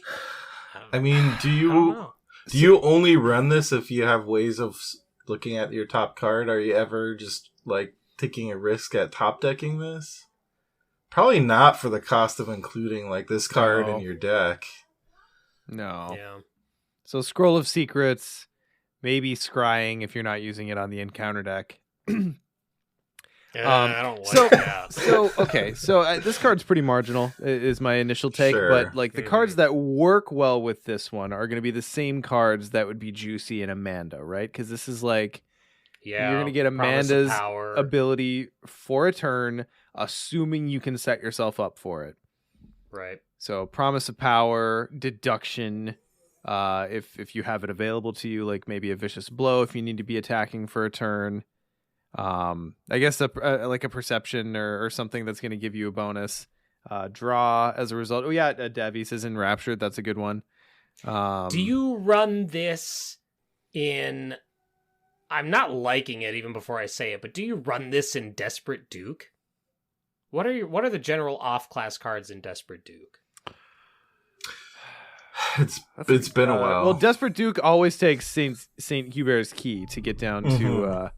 Sure. Yeah, of course, yeah. now he's got in the thick of it. True. So maybe that's not an auto include in Desperate Duke anymore. I mean, you just get there even faster. right?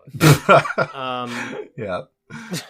Like that's the only skill, but I mean, I could see include. No, I don't know. It's weird. parallel Daisy with the Scroll of Secrets, the Astronomical Atlas. That's what Davy says in chat. Yeah. Played this recently, would recommend. Okay. Yeah, I'm wondering along the same lines of Ashcan, are there other like Survivor shenanigans where you want certain cards in your discard pile, so you kind of like double dip, get this for skill icons, and then also have it in your discard? Again, you still need to set up and make sure you know what that top card is, I guess is the trick. Yeah. Yeah, because I'm trying to think, like, I'm trying Oh, to... wait, Gloria? Say that again?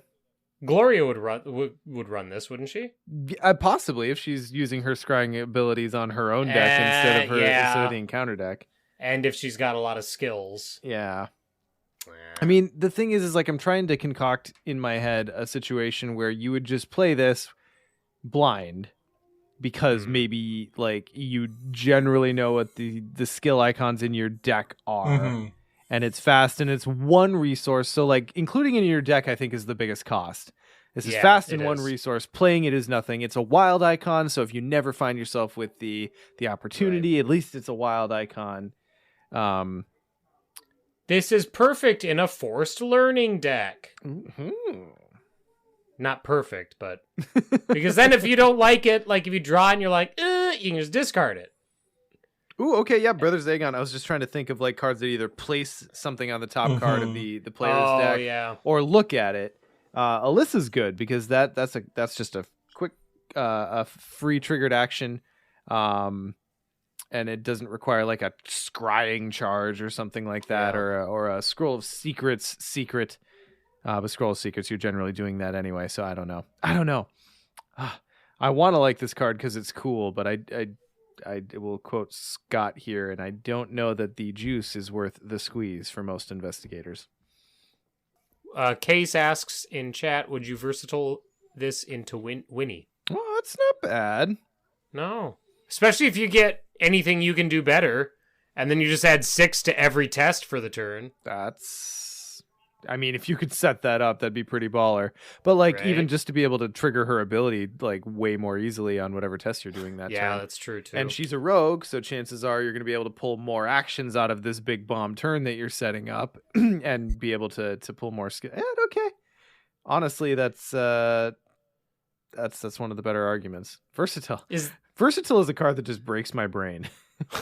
My brain's not prepared to deal with the options that Versatile has added to the field.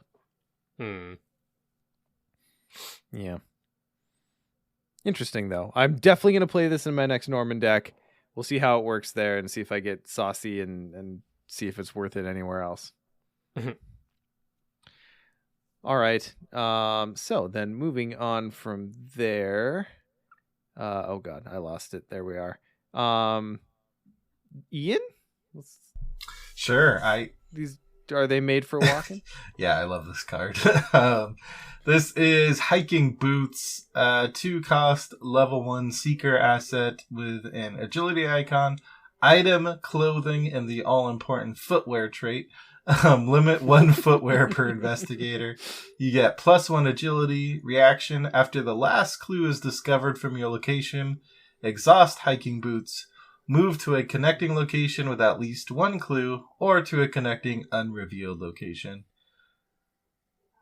I had a lot of joy out of this one in solo Monterey Jack. I can say that for sure. Like, yeah. Scott, okay, if it tells you anything, Scott and I, for our speed run, we both took in the thick of it just to get a little extra boost out of the gate. We both purchased 2 copies of Hiking Boots and an Eon chart, which eventually we'll get to. But oh my God, Hiking Boots was MVP in those runs. Like, it just gets you going. And a static stat boost at a 2 cost. Like, so much good about this card. Yep, doesn't take up any slots, except for your footwear slot. It just has to get more valuable over time, I'm sure. Right. It does preclude you from wearing running shoes, but also you don't care. Yeah, right. I played this in my Trish deck in Edge of the Earth. It's great. Yeah. It's really good. I think the tricky part is just paying attention to the little caveats on like it's easy to fall into the trap of, okay, I discovered a clue, I'm moving. Here I go, moving again. Yeah. But yeah, you have to, it has to have at least a clue or be unrevealed. So right. It's easy to make a mistake in that respect, but I still think you get some good movement out of this thing in most scenarios. Yes. I'm sure there's some scenarios that kind of counter this because just the way it's set up, but for the most part, I think these are good. Yeah, and the map is gonna give you non-optimized options from time to time, but for the most part, after you clear a location with a clue or an unrevealed location, so you can get clues, are where you're headed anyway. Yeah. So like you got to pay attention, but most of the time it's where you're going anyway. So it's just scenarios where you're double backing. This isn't going to be great, but that's not the norm always. So yeah, and this also has level 1-2 cost. Oh yeah, it has good synergy with my new BFF ally. I can't remember her name off the top of my head. Or you talking about Ms. Janae Beauregard? Where you can amazing! toss you can toss a clue to a connecting location, so you can set up your hiking boots. So. Yeah. J'adore. I've been using her in so many decks, but yeah, that's a whole different story. So good. Yeah. This will be a staple in a lot of Kluver decks going forward. Mm-hmm. Because, like, as opposed to running shoes, where you're not going to include it, it's nice that it has the agility boost. You're not going to include it in someone who has really bad agility. The agility boost is cool on hiking boots. You don't need it to activate the ability. It just happens. So it's great. It's great. Oh yeah. And the other piece worth mentioning too is because I've mostly used these solo, I think about it in terms of like when I discover the clue, but the way it's worded, it's after the last clue is discovered. So even if someone else discovers that last clue, you can still pop away. That's true. You can tell how good a card is by how quickly we get through it. Just lots of satisfied noises and not much more. I'll just make yummy noises while the other two talk, and we know how good it is. All right. Nick, I think you're up next. Sure. Join the Caravan is a level 1 Seeker event. It costs 5 resources, has intellect and agility icons, insight and synergy traded. Well, we all know what that means. Fast. Play only during your turn. Reduce the cost of this card by 1 for each different class among cards you control. Move to any revealed location. Okay. Sure, yeah. I mean, great. I haven't, synergy is such a weird thing. You sound so excited, Nick. I'm not. It's like, whatever. Well, this was one of the cards that was previewed, we've talked about it before. But synergy, it requires you to build your deck a certain way to make use of synergy cards to a point where they feel worth it. And granted, the inclusion of 3 class cards now helps synergy a lot. And those 3 class cards are pretty bonkers. If you get them out, they're great. But I don't when I'm playing a campaign, I don't plan my deck out. I don't play it like Sean. I don't build the leveled up version and then walk it back. I build the deck and I buy what I think I need based off of how the deck performed in the scenario. Yeah. Play it by ear. Yeah. And because I go that route, I've never once have been like, ooh, I should pick up some synergy cards. So I would have to almost force myself to play campaigns differently in order to make the most use out of these synergy cards. Yeah, I I've kind of been keeping these synergy cards in a separate pile in my brain of like, I'm going to get to this and really build around synergy cards, but I haven't gotten there yet. So it's hard to speak to this one yet from practical experience.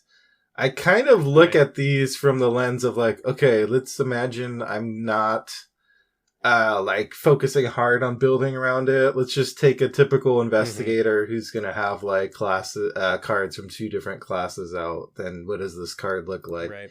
So in that case, this would be like a 3-coster fast to move anywhere. Which is pretty good. Like Astral Travel is 3 cost as well, isn't it? To move to... It is, yeah. And Elusive, it is 2. And that used to be a level 0 card to go almost anywhere. So... Yeah, and this one, because Astral Travel isn't fast, I believe. It's just straight up. So this has the advantage of fast. It's not... You're still taking any enemies along with you, but... Yeah, I think it's decent value even at, like... the base, like, 2 classes in play. It is 1 XP, though. Sure. So... It is. Dobby brings up Insight deck for Joe Diamond. I think that's a great place for this, because then if you have 1 Guardian card out and then this pops up on your Insight deck, boom, it costs 1 resource. Right? He minuses 2 from the cost, right? Yep. Yeah, so that's pretty good. But I'm much more reluctant, I think, than you, Ian, to buy this and include it in a deck if I'm only running 2 classes in that deck. I mean, 3 to just save yourself a ton of actions. Like, not only is it itself fast, potentially, so you're for sure saving at least 1 action, right? Probably more than that, depending on how far away you're bamfing. If this gets way better in higher player counts, where other people are opening up the map and you can bamf. I'd be happy paying 3 for this in most cases, I think. Have you run this card, Sean? No. I tried and failed 3 times to build a Lola synergy deck when I was prepping my Lola deck for this campaign, and I was like, I don't think I'm ready for synergy, so I went another way with it. Gotta ease into the synergy. I guess. All right. Well, let's move on then to Survey the Area, which is a level 1 Seeker skill. It is practiced and expert. And while Survey the Area is in your hand or committed to a skill test, it gains intellect icons equal to your agility and agility icons equal to your intellect. So we talked a bit about these. There's a suite of these skills. Yeah. We talked about, what was it? Defensive stance. Yeah. And I just think these are they're generally going to be very investigator specific, because you're talking about, skills and what you need and where you're covering those skills. So this one in particular, I like, because these are 2 skills that are just good to have if you're a seeker, particularly in solo. I think I like this more in solo than in any other player count. Okay, sure. I agree. Practice helps. Practice makes perfect. I don't know if you know this. It's a pretty good card. Sure. For some reason, I have a hard time evaluating the suite of cards. I don't know what it is. I think there is a good chance. I guess it comes down to if you are really an investigator that's in on those 2 skills, like let's say Monterey Jack, intellect and agility. That's just like bread and butter. So you're probably looking at this card having with a couple boosts, maybe like 5 agility, 5 intellect icons, something like that. That's definitely a good deal. So I don't know what it is about that. Maybe it's the 1 XP where I'm like, I don't want to spend XP on skills. I don't know if that's my mental blocker here. I think in terms of like the raw value you get, that a lot of times, if you do happen to be in on these skills that are called out by it, then you are getting a lot of icons for it. Wait, hold up. I might have to amend my statement. Alda points out that technically this doesn't have icons while it's in your deck. And I believe then that means practice makes perfect. Can't pull this because while it's in your deck, it's not eligible to be committed to any test, which is a damn shame. And you also, like, it's not going to have any icons while it's in the discard pile. Mm-hmm. Like, it's literally only in your hand or committed. Those are the only options. Is there something I'm missing here for the hand part? Like, obviously committed to a skill test. Why is what cards call I think for the hand is icons? Well, I think it's to get around like Essex County Express type stuff. Where, that makes sense. Or the hidden cards in Carcosa, like Return to Carcosa, or Dream Eaters even. Yep. So okay.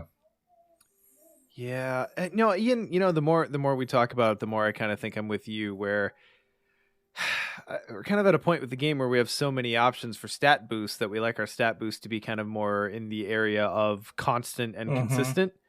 Mm-hmm. And we look at our skills to be like splashy effects that do something. Yeah. Which is why I think maybe these are maybe not as good as I want them to be. Yeah, I think it might come down to the playstyle type thing, like you're talking about, Sean, because I have more and more become someone who just tends to build around a lot of passive boosts, and unless it's certain investigators like Bin or something. But I imagine there are people out there who like playing very commit happy decks, and this would go well in those. See, and I've always seen these cards before we started discussing them. I've always seen these skill cards as like a way to prop up a lower skill with probably what is your highest skill. Mm-hmm. You know what I mean? Mm-hmm. So like I always saw defensive stance not as like, ooh, I could get +4 and +3, whatever. I always saw it as like, sweet, I can take my agility of 2 and give it +4 for when I need to get out of dodge. And in this, like for this one, it'd be like with Daisy, like right. Or for treacheries, yeah. And then like this one's like, oh, Daisy gets +5 to her agility with this skill. You know what I mean? Sure. So, but I say that, but that hasn't resulted in me actually using these skills. So I don't know what's better. You know what's really rough for this one in particular? What's that? The existence of mind over matter. Yeah. Particularly leveled up mind over matter. Yeah. Yeah. Yeah.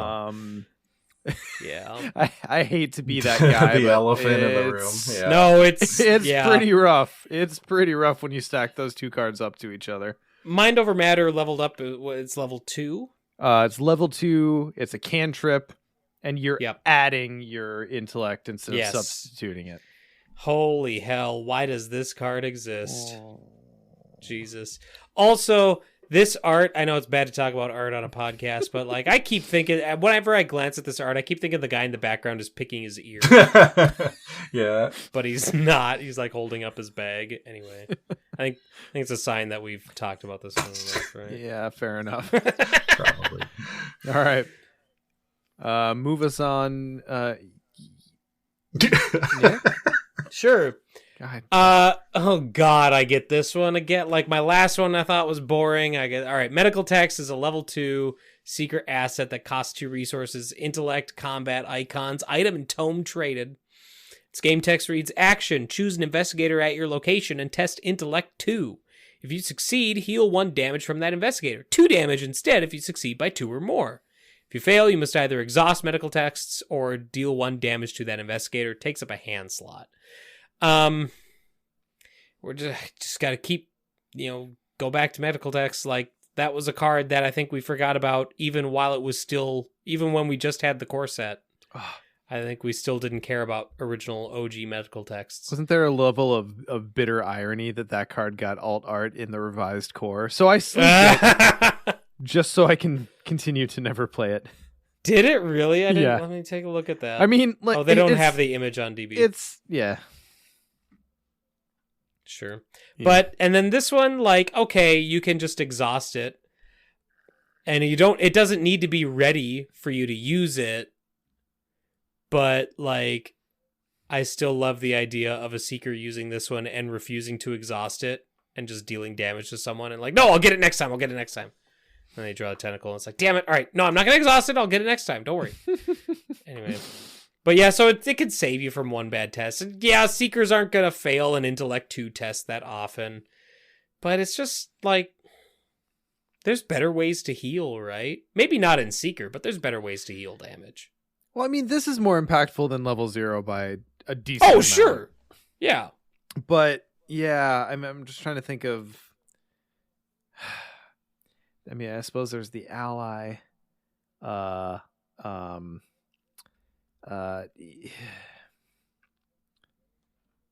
Yep. Wait, the ally. What are you talking about? There's an ally that came out in this box that heals damage and horror. I'm just trying to think of other Seeker specific cards that. Yeah. No, I don't. I can't think of any that heal damage, but that's why you have allies. You just play allies who, I mean, you can't soak it from your other investigators, but if you want to be the healer, you're not playing Seeker. So, from a support perspective, if you're including this to help out your teammates who are, for whatever reason, playing or planning to take a lot of damage, maybe it's Mark who's just going ham with his ability or something like that. 2 damage for 1 action is pretty good, renewable, potentially more than that if you continue to succeed. It's fine if you need to heal damage. This is a decent way to do it. I just takes up a hand slot. That's not great. Yeah. I want a redemption story for medical techs, but I'm just trying to imagine a situation where I willingly put this in my deck. Right. Like you're right, Sean. It's definitely better than the old version. You get more damage, but when it comes to healing, I don't want to take a test. Like just give me an event. I play it heals some damage, and I go on my merry way. Like I don't want to have to. Or better yet, get Gateway to Paradise. Like we just talked. Vinny B brought that up in chat. I already forgot about it, but yeah, holy Gateway hell! To Paradise. That's such a good and this is just ugh.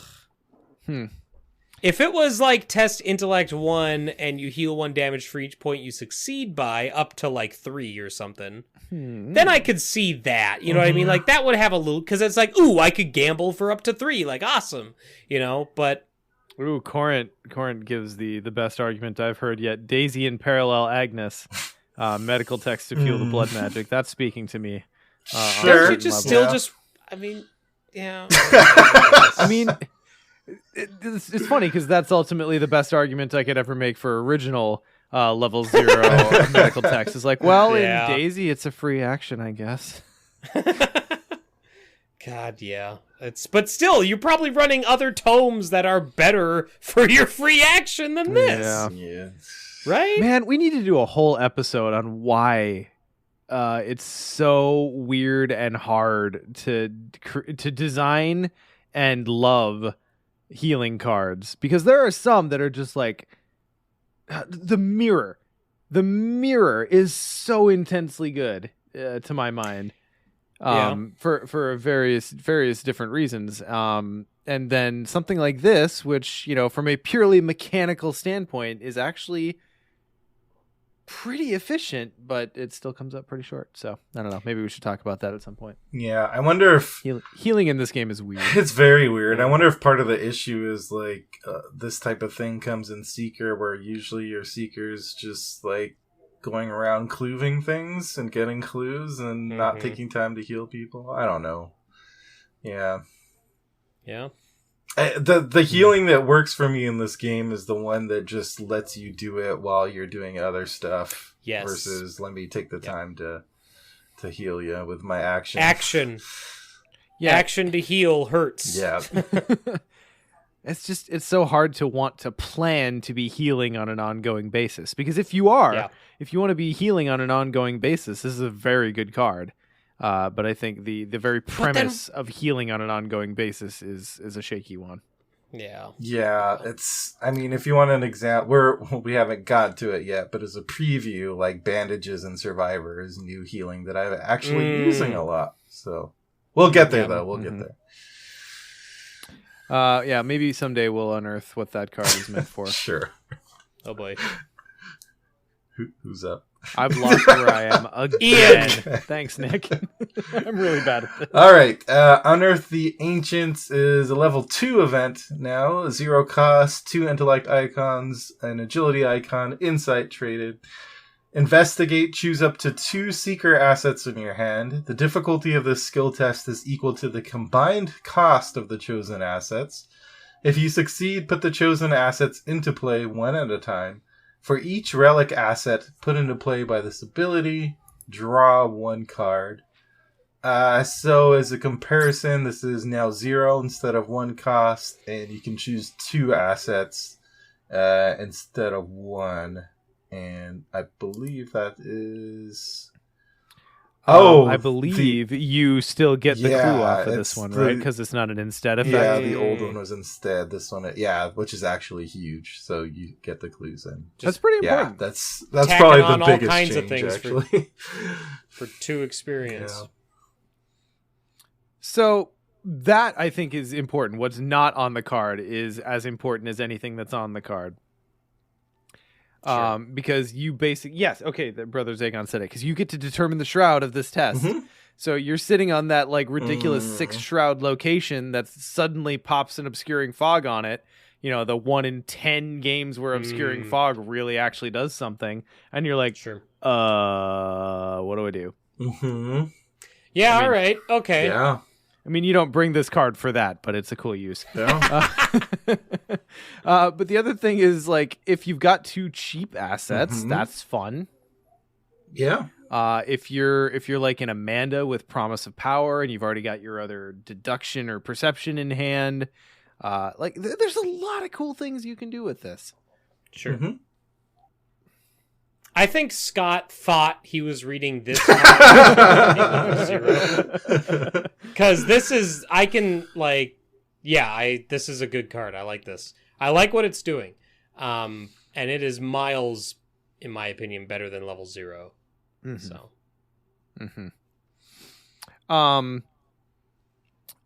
okay, so I know our use of the level 0 version is scattered at best.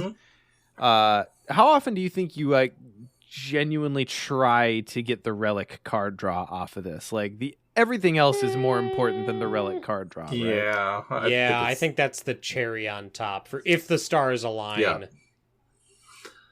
Yeah, I had my days of trying to make hardcore relic decks work with Ursula when she first came out, and maybe I'll try it again one day, but today is not that day. I think, the relic is just a little kicker, but yeah, it's everything else. Yep. But yeah, I really like this upgraded version. I mean, you have total control over what that shroud is going to be. Sometimes there's just there are those lower cost assets that you don't want to take the time, even though they're low cost, to spend the actions to play upgraded them. magnifying glass.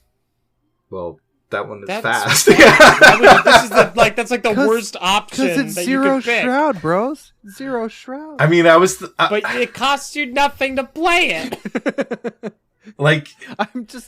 It's an option. Yeah, it could. I mean, It could be some cheapy disposable Miskatonic assets, or what else? Even the camera is 2 cost. Yeah, Yeah, Hawkeye. and sometimes you don't want to spend the great. action to actually play it out. So yeah, Or You a could- scroll of secrets that's just only going to tag a 1 in there. You could get out both copies of your medical texts for only a 4 intellect test, sure, right? yeah. That There's is something you also could an do. option Yeah. that Those are cards you could play. It's more bang for your buck than the magnifying glass, but no, that's also terrible. Yeah, I'm looking at this a lot harder than level 0. That's for sure. Yeah, sure. I like this one. Excellent. So then let's move on to scientific theory, which is our next upgraded composure. So it's level 3 scientific theory, 0 cost, 2 intellect and 2 combat icons, talent and composure traded, fast, limit 1 composure in play. You get +1 intellect and +1 combat. Non-direct damage and horror must be assigned to scientific theory before it can be assigned to your investigator card. And then free triggered action, spend a resource. You get +1 intellect or a +1 combat for this skill test. It has 1 health and 3 sanity. Ooh, I really like the upgraded composures. Yes, I was middling on the level 1 versions of these, but holy hell, the level 3 versions are amazing. Just because, like, you don't, all you gotta do is play it, and boom, you get the bonus, and it's fast, and it's 0, so literally almost no cost at all to just get +1/+1. Yep, just bang, it's out, it's there, and then if you have the resources, just go ham. Oh, yeah, that's really good. Now, what was interesting in scientific theory is that it's one of the few yellow cards that gives you a just straight combat boost. Yeah. And you know, if you're a seeker and you've got a lot of resources, it's probably not a bad way to attack. It's not going to give you anything by way of damage compression, but yeah, let's be honest. If you're using the combat boost, you're using it for like treacheries that test combat, probably, or location abilities that require or combat. just to be able to kill like a rat or a cultist. Sure. But yeah, I'd say overall this is really good. Now, what's interesting to me is the dispersion of health and or sanity on these cards. Yeah, it's interesting that the one that gets buffed is the one that this class... noxious fumes, Nick. Yeah, right?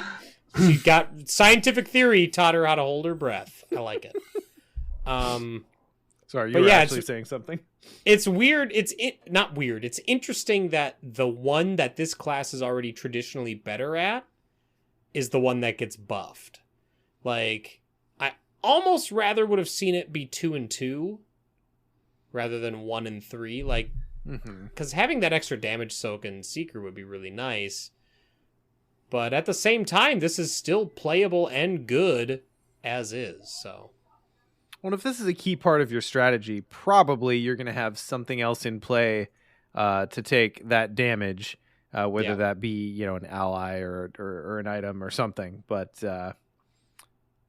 it's pretty easy to play around. But I mean, I think that's ultimately where they're going with this, is that they wanted to give you a little bit more to play with, but they still wanted to give you an Achilles heel for most of these. Yeah, because level 3 cards with Achilles heels are awesome. Yeah, you definitely have to have some other soaks in play, because losing like 3 XP worth to a single point of damage would just not feel good. Yeah, it's a real bummer. Okay, well, I mean, that's fun. We've already talked about the archive of Conduit's upgraded versions, so we'll skip past those. I do really like. Well, here, let's do this one. So, Ian. Yes. I believe. No, it's Nick. It's Nick. Sorry. For the last Seeker one? Yep. For Prophesy, Profana.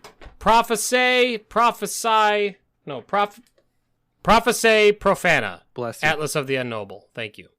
It's a level 5 Seeker asset. It costs 4 resources, has 2 wild icons, item, relic, tome traded, takes up a hand slot, and its game text reads, while you are not at the locus, you get +1 intellect, +1 agility, and you may ignore attacks of opportunity.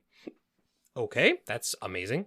Reaction. After Prophesy Profana enters play, choose a revealed location. That location is the locus until Prophesy Profana leaves play. Action. Move any investigator to the locus.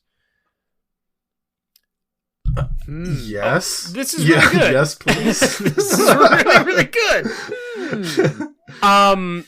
Like, you could even ignore that last action and just pick, like, the location everyone started at that you're probably not going to go back to.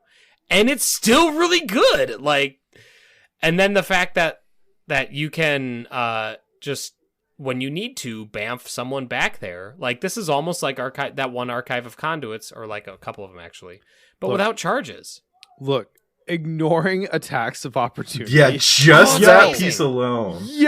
Is let me just investigate here. It's huge. Like, it could just say that. Enemies, I'm gonna let you finish. Yeah. Oh, it's so insane. That line alone just still like blows my mind.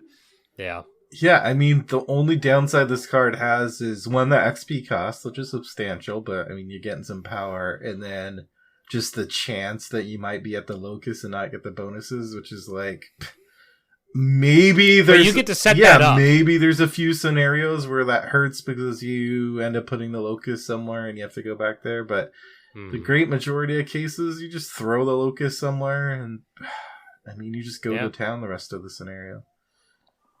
And yeah, I mean, there are a lot of scenarios where you do need to get to a certain location, whether it's like a resign location, and you just make that the locus, and you can move any investigator there. Like, you can just spend the end of your game bamfing people back there, and you're not taking attacks of opportunity, so you can just keep doing that even if you're flooded with enemies, and then everyone just gets out. So, yeah. Doom of Edsley. Like, sure, because it has to be a revealed location, so you just pick the entrance. Yeah, and then on the Seeker's turn, just 3 actions, everybody's back. Oh, it's really like good. Any big map where like most or all of the locations start in play. Just get to the central location or where you're eventually going to need to go, and like Robert's your father's brother, like Rougarou, to be able to like skip locations back to where you need to go, or maybe not Ruger is the best example, like maybe War of the Outer Gods is probably a better one. Any of the Edge of the Earth scenarios, sure, like they're all huge maps, and other than oh god, Ice and Death, sorry, I'm fading fast, I'm getting tired. Other than Ice and Death, like most of them you're generally kind of well, I guess the later ones are a little different too, but you're generally going in one direction, you know what I mean? Like, you're generally going from point A to point B. But in a scenario like Ice and Death, do you think you move around the locus? Like, do you think you avoid it? Do you make it the crash site and then you just never walk back into it?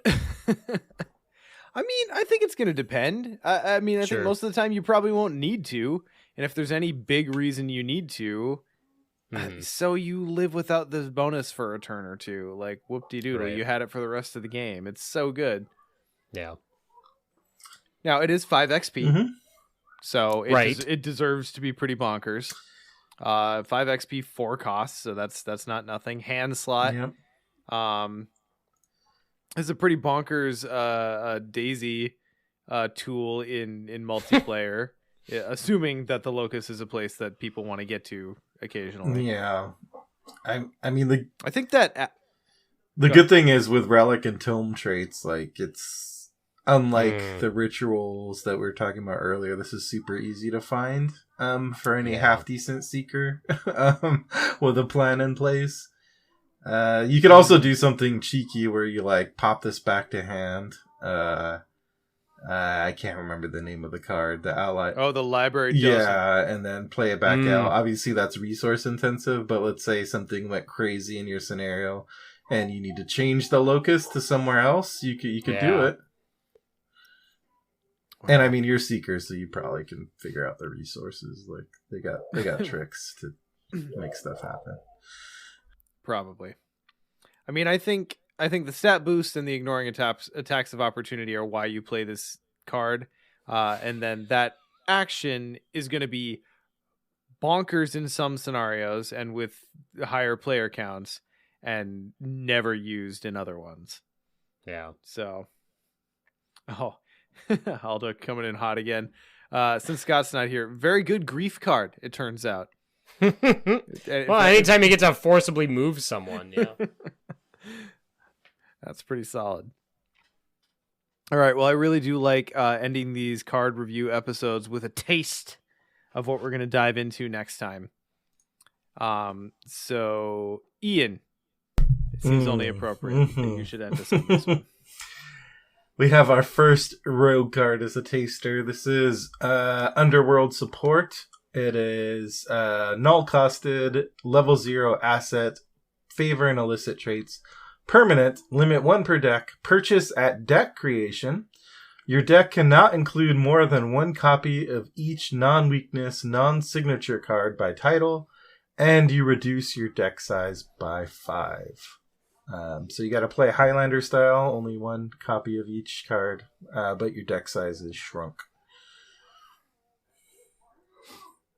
I still need to try this one out, but I really like these kind of level 0 permanent deck creation adjusters that let you kind of just tweak how things worked. I talked a little bit about now I'm forgetting the name of every card. The one that expands your deck size and then you draw 2 and just forced learning. Yeah, this is the flip side of that, where you're getting a smaller deck size, but you can't get that consistency of 2 copies of each card. So fewer options, but more quick access to the options you have. Yep. I ran this in Edge of the Earth. I made my Trish deck use this. When I told Case about it, Case responded with, you'd kind of think that Trish would want to get a bunch of cards because of the seeker access and drawing. And I was like, I didn't think about that. I just wanted to try this. I liked it. I forgot it was a thing for the longest time. Like, I was just playing my deck like normal. But one of the nice things about this is that it relieves a lot of experience pressure. So, like, Trish was able to upgrade more of her deck than Lily was, because I was only paying for 1 card of everything.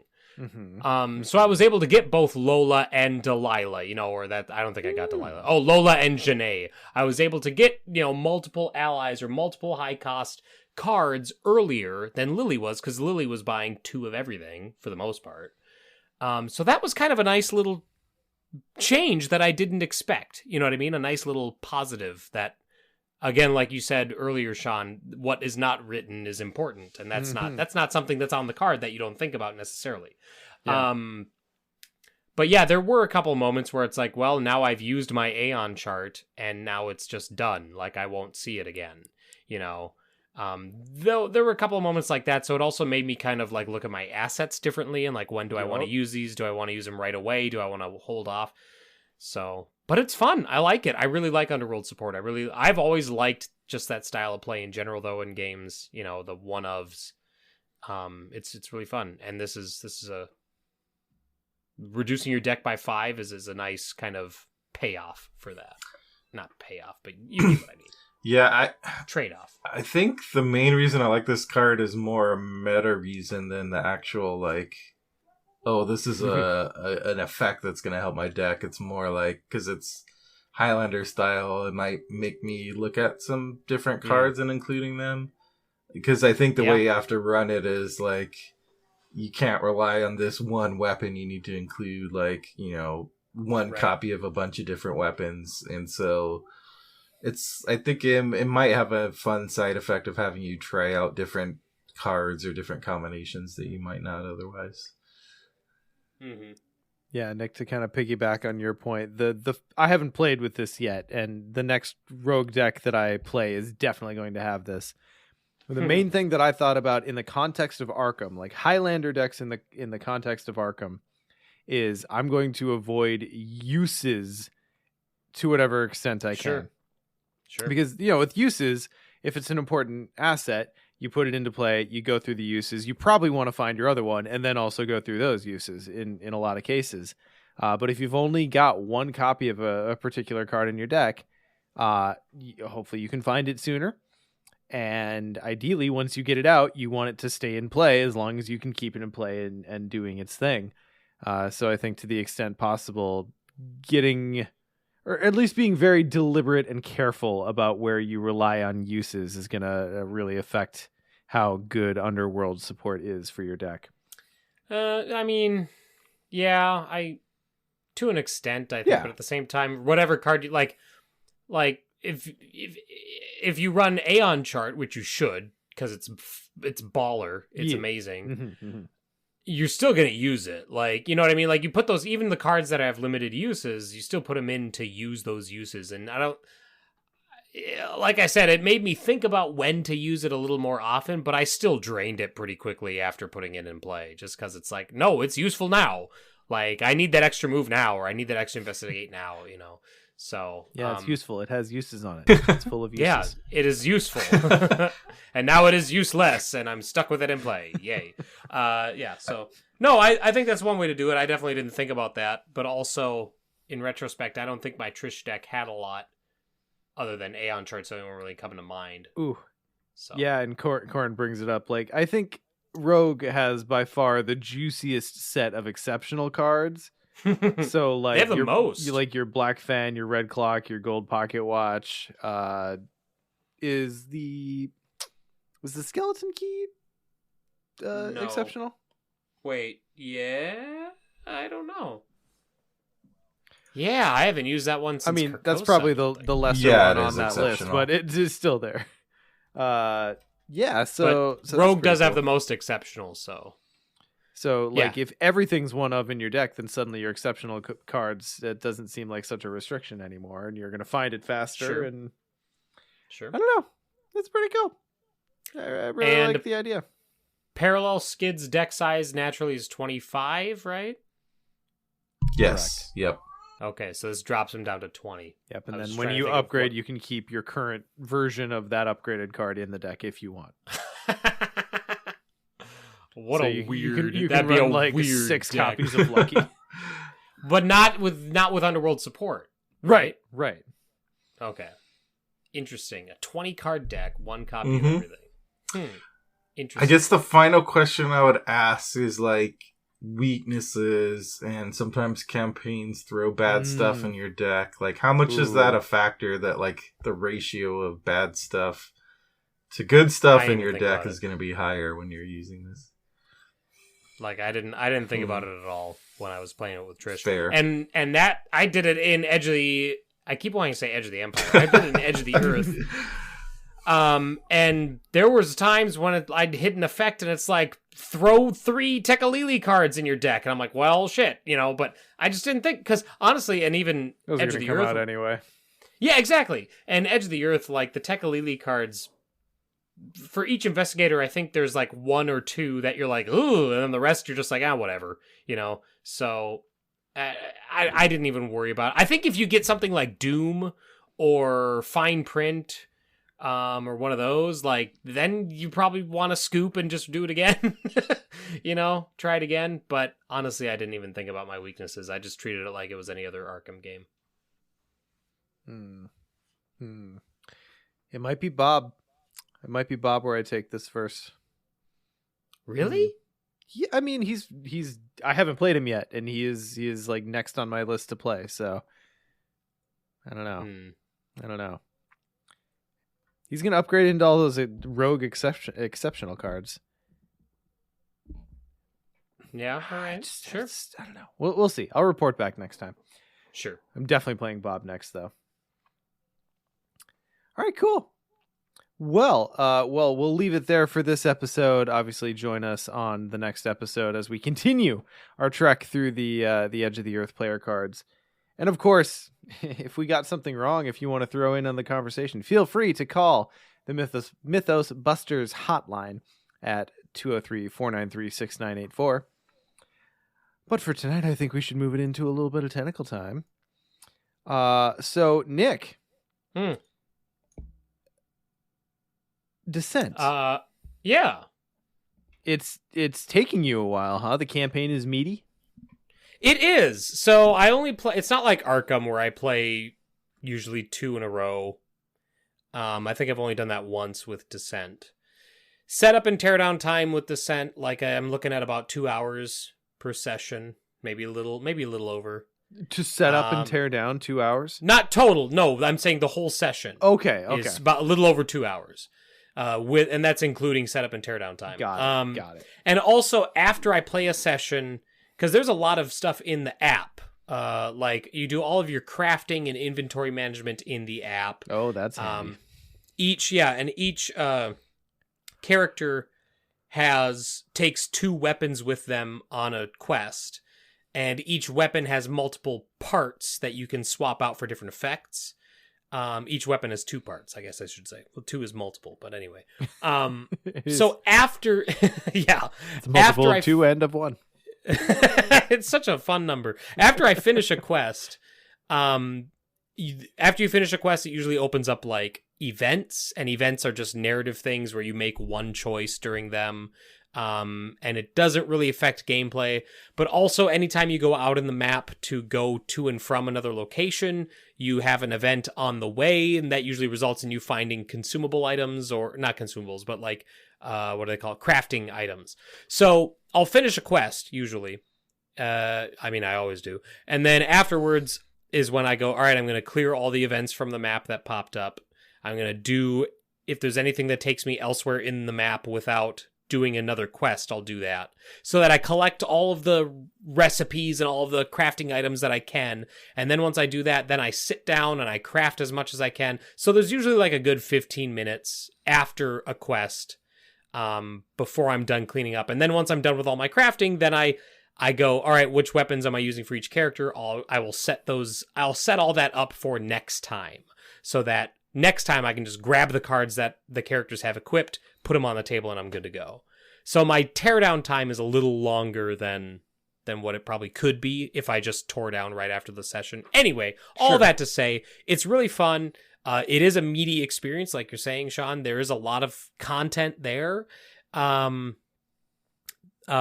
cool thing is that one of the enemy minis is significantly bigger than everything else, and I just assumed it was like the final boss, because you have to like assemble the mini when you put it on. Like, it's 3 pieces that you have to put together when it hits the table. And it showed up in a mission that I did. I was like, oh cool, like it's a specific character. And I was like, nice, I didn't think I'd see this until the end of the campaign. But no, I mean, he'll be back because I didn't kill him. He ran off. But anyway, so it's really fun. The mechanics, and I know I talked about it last time, but the mechanics are super simple. But there's a lot of depth to them, and just the level of customization between each character is really cool. Every card is double-sided, which is awesome. The hero cards are double-sided. The skill cards are double-sided. So there's like this fun extra layer of strategizing between how you build your character. And you can change your build from one quest to the next. Because, for instance, like, the heroes all gain experience at the same rate. So, if you're playing Bryn and you get your 3rd experience, you probably have like 4 or 5 skill cards. Most of them probably cost 1 experience, and 1 or 2 maybe cost 2. So then what you do is you just go, all right, I have 3 experience. I get to pick from these skill cards which ones I want to bring on this quest. Ooh. As long as it doesn't exceed 3. Yeah. And then, like how I play Arkham. Yeah. And then the next time you go on a quest, you can pick totally different cards. So that's really fun, because now that I'm playing 3 heroes at a time, it's really fun that I can do that and be like, okay, this time I'm taking Bryn, Galadin, and Varix. So I'm going to make sure that Galadin has, these cards, and Varix has more support cards, and, that sort of thing. So there's a lot of customization, which is really fun. I like that I'm not locked into a build, and that I can swap things out all the time. Yeah, it's great. It's really fun. I'm kind of bummed that we didn't get a chance to play it last weekend when I was down there. But that was at the reason why we didn't was because we had more people than usual, which I'm always fine with. That's fine. Well, it's a good problem to have, but it's still a fucking problem. It can be. Yeah, it can be. Especially when, most of the games that we have cap at 5. Mm-hmm. But no, it's really cool. And it has great table presence. Like, I keep telling myself, like, one of these times I should take a couple pictures when I have, like, when the map is all the way up, like, all the tiles that I need are out, like, because usually the map expands as you play. And when I say the map, I mean, like, the grid, the mini skirmish area expands as you play, because you find new paths and all that. You open doors and everything. I keep telling myself that towards the end of a mission, I should take a picture of it, because they're really impressive. It's a really impressive looking game for something that's totally modular, terrain and everything. So And I just keep going back to like the one game I played of Descent 2 and thinking of that. And I'm like, yeah, this is, I mean, I didn't play everything Descent 2 had to offer, obviously, but holy cow, this is a totally different experience. I'm really enjoying it. Yeah, I'm excited to get to the end. I've only played the short demo that Justin and I did at like the pop-up Gen Con back in the summer. But I remember being impressed to be like, wow, from what I remember of Descent 2, which is a pretty standard like cardboard modular 2D, very 2D experience, like it had like doorways and there's like steps too, right? Yeah, there's steps, like there's multiple levels. Yeah, it's really, really cool. Like, I said it in our chat, and I think I might have said it on the cast, but it's still true. Like, this is the Cadillac of cooperative board games. Like, I haven't played Gloomhaven in person, but I've played 3 games of it on TTS. And it's fine. But it's definitely more of like, Gloomhaven feels like I'm playing a spreadsheet. You know what I mean? Like, that's the level of granularity, I think, or I feel like, that Gloomhaven has.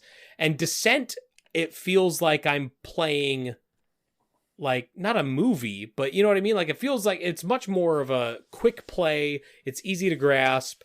And the narrative elements to it are so much stronger. Not to bash on Gloomhaven, because I still had fun when I played it. But it's just, it feels like they're for 2 different audiences. So and I feel like a lot of like the number crunchy grindy stuff, the app takes that overhead in Descent, which it really, really does, depending on the type of gamer you are, is a plus or a minus. For me, it's a plus.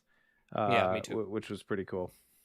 But the nice thing is that the app shows its math, so if ever you're like, wait, why does this enemy have like a little green arrow next to their damage and it's a higher number than normal, you can look and it'll be like, oh, it gets a bonus from this and this and this, you know, that sort of thing. So yeah, it's really good. Also, like, holy shit, for anybody who's played Descent, the mirror blades for Galadin, his starting weapon, they're so good. I don't know why his starting weapon is so good. I've gotten 2 new weapons with him and I'm like, I'm just gonna keep using the mirror blades because these things are bonkers. So pro tip strat, if you take Galadin, focus on them blades because they're really good. Well, fun. Yeah, it is really fun. Yeah, I'll be excited when we finally get a chance to actually play that. Yeah, that will be nice, won't it? It will. But that's pretty much been me. Cool. Ian? For me, I think there's a few things going on, but I've been playing a game called Final Girl lately, which I recently got the Kickstarter, one of my pending Kickstarters. And this game has actually turned my head a bit. I think as we've talked before, it's often hard finding time for any game that's not Arkham. But this game has a few things going for it. So it is a solo-only game, actually. So 1 player only. It is horror-themed, as you might be able to guess from the title.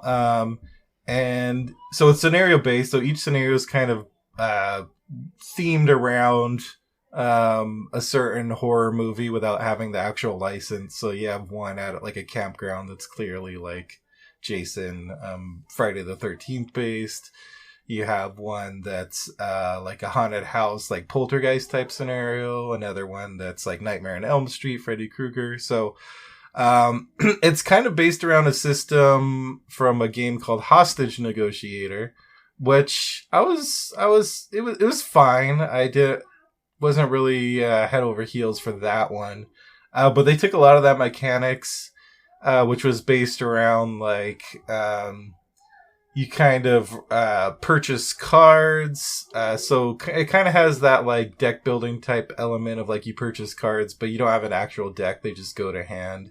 And there's just this kind of gameplay loop where you like, in this case, in this game, there's like a time mechanic. So you spend time to buy cards and then you play those out and roll dice to see what results you get. It could be like moving across the map or attacking the killer or saving people or searching for items. So what Final Girl did is take that kind of basic mechanic and add like maps and movement to it.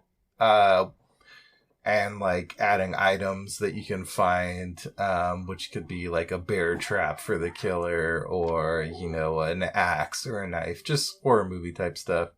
But I don't know, it's just a really cool game. It hits a lot of my buttons. One, the playtime is very, very quick. Like, I'd say you could probably, if you're used to the game, get a game in like 30 minutes, something like that. Setup and teardown is super quick. Like, it comes with a storage solution in the box. The boxes are small. Each box is kind of like almost like a VHS old cassette box. But the cool thing is, like, the maps are actually the front and back covers. So when you're going to play a map, you just detach the front cover and that becomes the map. And then the other side is like the killer, like, dashboard, basically. So just their actually, like, product design is really cool. They designed it in a way that it's like super easy to store. It's quick to set up, tear down, quick playtime. I don't know. It just hits a lot of my buttons. It's very dice rolly, but at the same time, I think it's one of those games where you feel like there's enough strategy to it. There's enough going on, but on the other hand, it's simple enough that you don't feel overwhelmed, and you can just kind of dig into the strategy of like, am I going to spend time trying to attack the killer? Am I going to try to get the victims off the board? And like, you get boosted abilities the more victims you save. So just lots of cool mechanics there. That's cool. I do love a well executed asymmetrical game. Yep. Well, this is totally solo, so. Oh, that was just solo? Like the Yeah. Oh wow, okay, never mind. I misheard where you started on that solo. Yeah. Yeah, and worth mentioning, there's a Kickstarter going on right now for like season 2, and that one has a box that's alien themed, and another one that's thing themed. Oh yeah, no. So anyway, I backed the Kickstarter. I'm like, well, they got me. Yeah, I'm excited. Because I remember seeing the first Final Girl Kickstarter, and I backed it, but then financial stuff happened the way it did, and I had to back out of it, unfortunately. And that's one, like, I've done that with a lot of Kickstarters where I back them initially, and then it gets like 48 hours. And I'm like, I don't need it, or I got a little wild one night. I don't really need to throw my money at this project. That's one that I've... late night drunken back. It's happened before. Yeah. Not gonna lie. No shame. Yeah. I mean, except for the morning after. Right. That's one that I have went back to in my head like 3 or 4 times. Like, God, I should have backed that one. Like, the fact that it's solo, like it's only solo, and it's a relatively quick play. Like, God, that's a game that I'm like, whenever I get that itch where I'm like, I want something that's kind of horror themed, but not necessarily Arkham horror, it would fit so well. Just like you're saying, it checks a lot of boxes. So I'm excited to get at least the 2, if not more, from this second round. Yeah, I think there's a lot of crossover with our listeners in the Arkham player base of like horror theme, solo. But on the other hand, since it's not like a deck construction game, you just like show up to play it and it's quick time, like it doesn't take a lot of bandwidth from you, so you can still focus on Arkham, but it's a nice like, okay, tonight I'm just in the mood to throw this down real quick on the table and play something different, and I think it's good for that. Nice. Well, I suppose for my part, I've been pretty busy lately, but I did get into, so I've got like a recurring Monday night video games night with a couple friends. We beat Ghost of Tsushima a while ago, and we kind of dabbled back into Overwatch a little bit.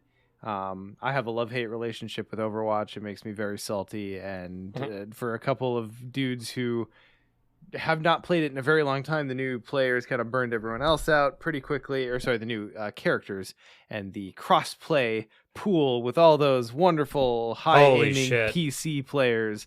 Boy, that sure is a thing. Not only that, but the chat's fun, isn't it? The chat's real fun. Oh boy, I don't miss it when everyone was just fucking silent. Anyway, so that burned the group out. What we ended up kind of falling into was last month, or it might have been this month. we're almost through it. Who knows? Deep Rock Galactic. Yep, that's the name of it. Yep, Deep Rock Galactic.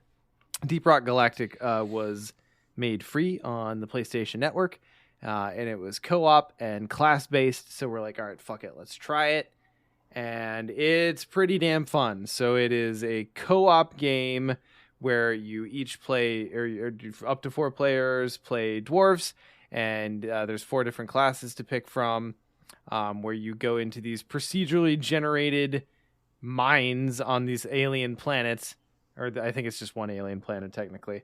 There's a bunch of different biomes on the same alien planet, and you go in and you're mining resources to keep your weapons and equipment stocked up and filled up, which essentially mean the same thing. But then you're going in and you're mining resources to upgrade your equipment outside. You're fulfilling objectives. You're getting assailed by alien spiders of various classes the whole time through. It's fun and it's co-op, and you're like throwing lights out. Lighting and positioning is a very interesting mechanic within the game. It's chaotic. It's fun. It's pretty easy to pick up, and it's been sustaining us for 3 weeks now. And we've all been having a really good time with it. It's really, really fun game. I want to try it out. It's like 20 minutes to 45 minutes, I'd say, for your average mission, depending on what you're doing. I just, I don't know that there's anything groundbreaking that it's doing. It's just one of those games that just has a decent combination of good, solid mechanics, and it's just really engaging as a result. So, yeah. What you guys play on Monday nights? Mm-hmm. Mm-hmm. Are there 4 of you? There are, but... Damn it. I mean, if you want to play, I'm sure we could split into I groups. have it after we talked about it at your place last weekend. I downloaded it. I haven't booted it up yet, but I downloaded it. Well, I mean, I'm also generally available most weeknights with enough notice, so fucking hit me up. Sure. You could have stopped your sales pitch to Nick with "you play as dwarves" and that's it. It's been on my radar. It's been on my radar for a while. Because I thought that just the premise was cool. I'm like, oh, sweet, dwarves in space. Because like one of the very few times that I was like introduced to Warhammer 40K, like in a way that I actually engaged with the setting was with Conquest, the card game. And I remember telling Scott's not here. And Sean's like, you tell me what you want to play, I'll build a deck for you. And I was like, I want to play the Space Dwarves. And Sean's like, oh, they're not in it. And I'm like, what? Like, there's how many factions and one of them isn't the dwarves? And I was like, all right, fine, I'll play the Tyranids. And you're like, oh, they're not in it. I'm like, what? So this is at the beginning of the game. Yeah. Eventually add Tyranids. But they didn't have the Space Dwarves. They did but not. Deep Rock Galactic's got Space Dwarves. So, I've been watching it for a while, and so I finally got it since it was free, and I'm excited to try it. Yeah, let me know when you boot it up. It's really good. You got to go through like 20 minutes of tutorial, but after that, you can pretty much do whatever. So, yeah. Anyway, Deep Rock Galactic. Really fun. Quite enjoying it. All right, well, I think we'll wrap it up there for episode 122 of Mythos Busters. We'll catch you guys next time.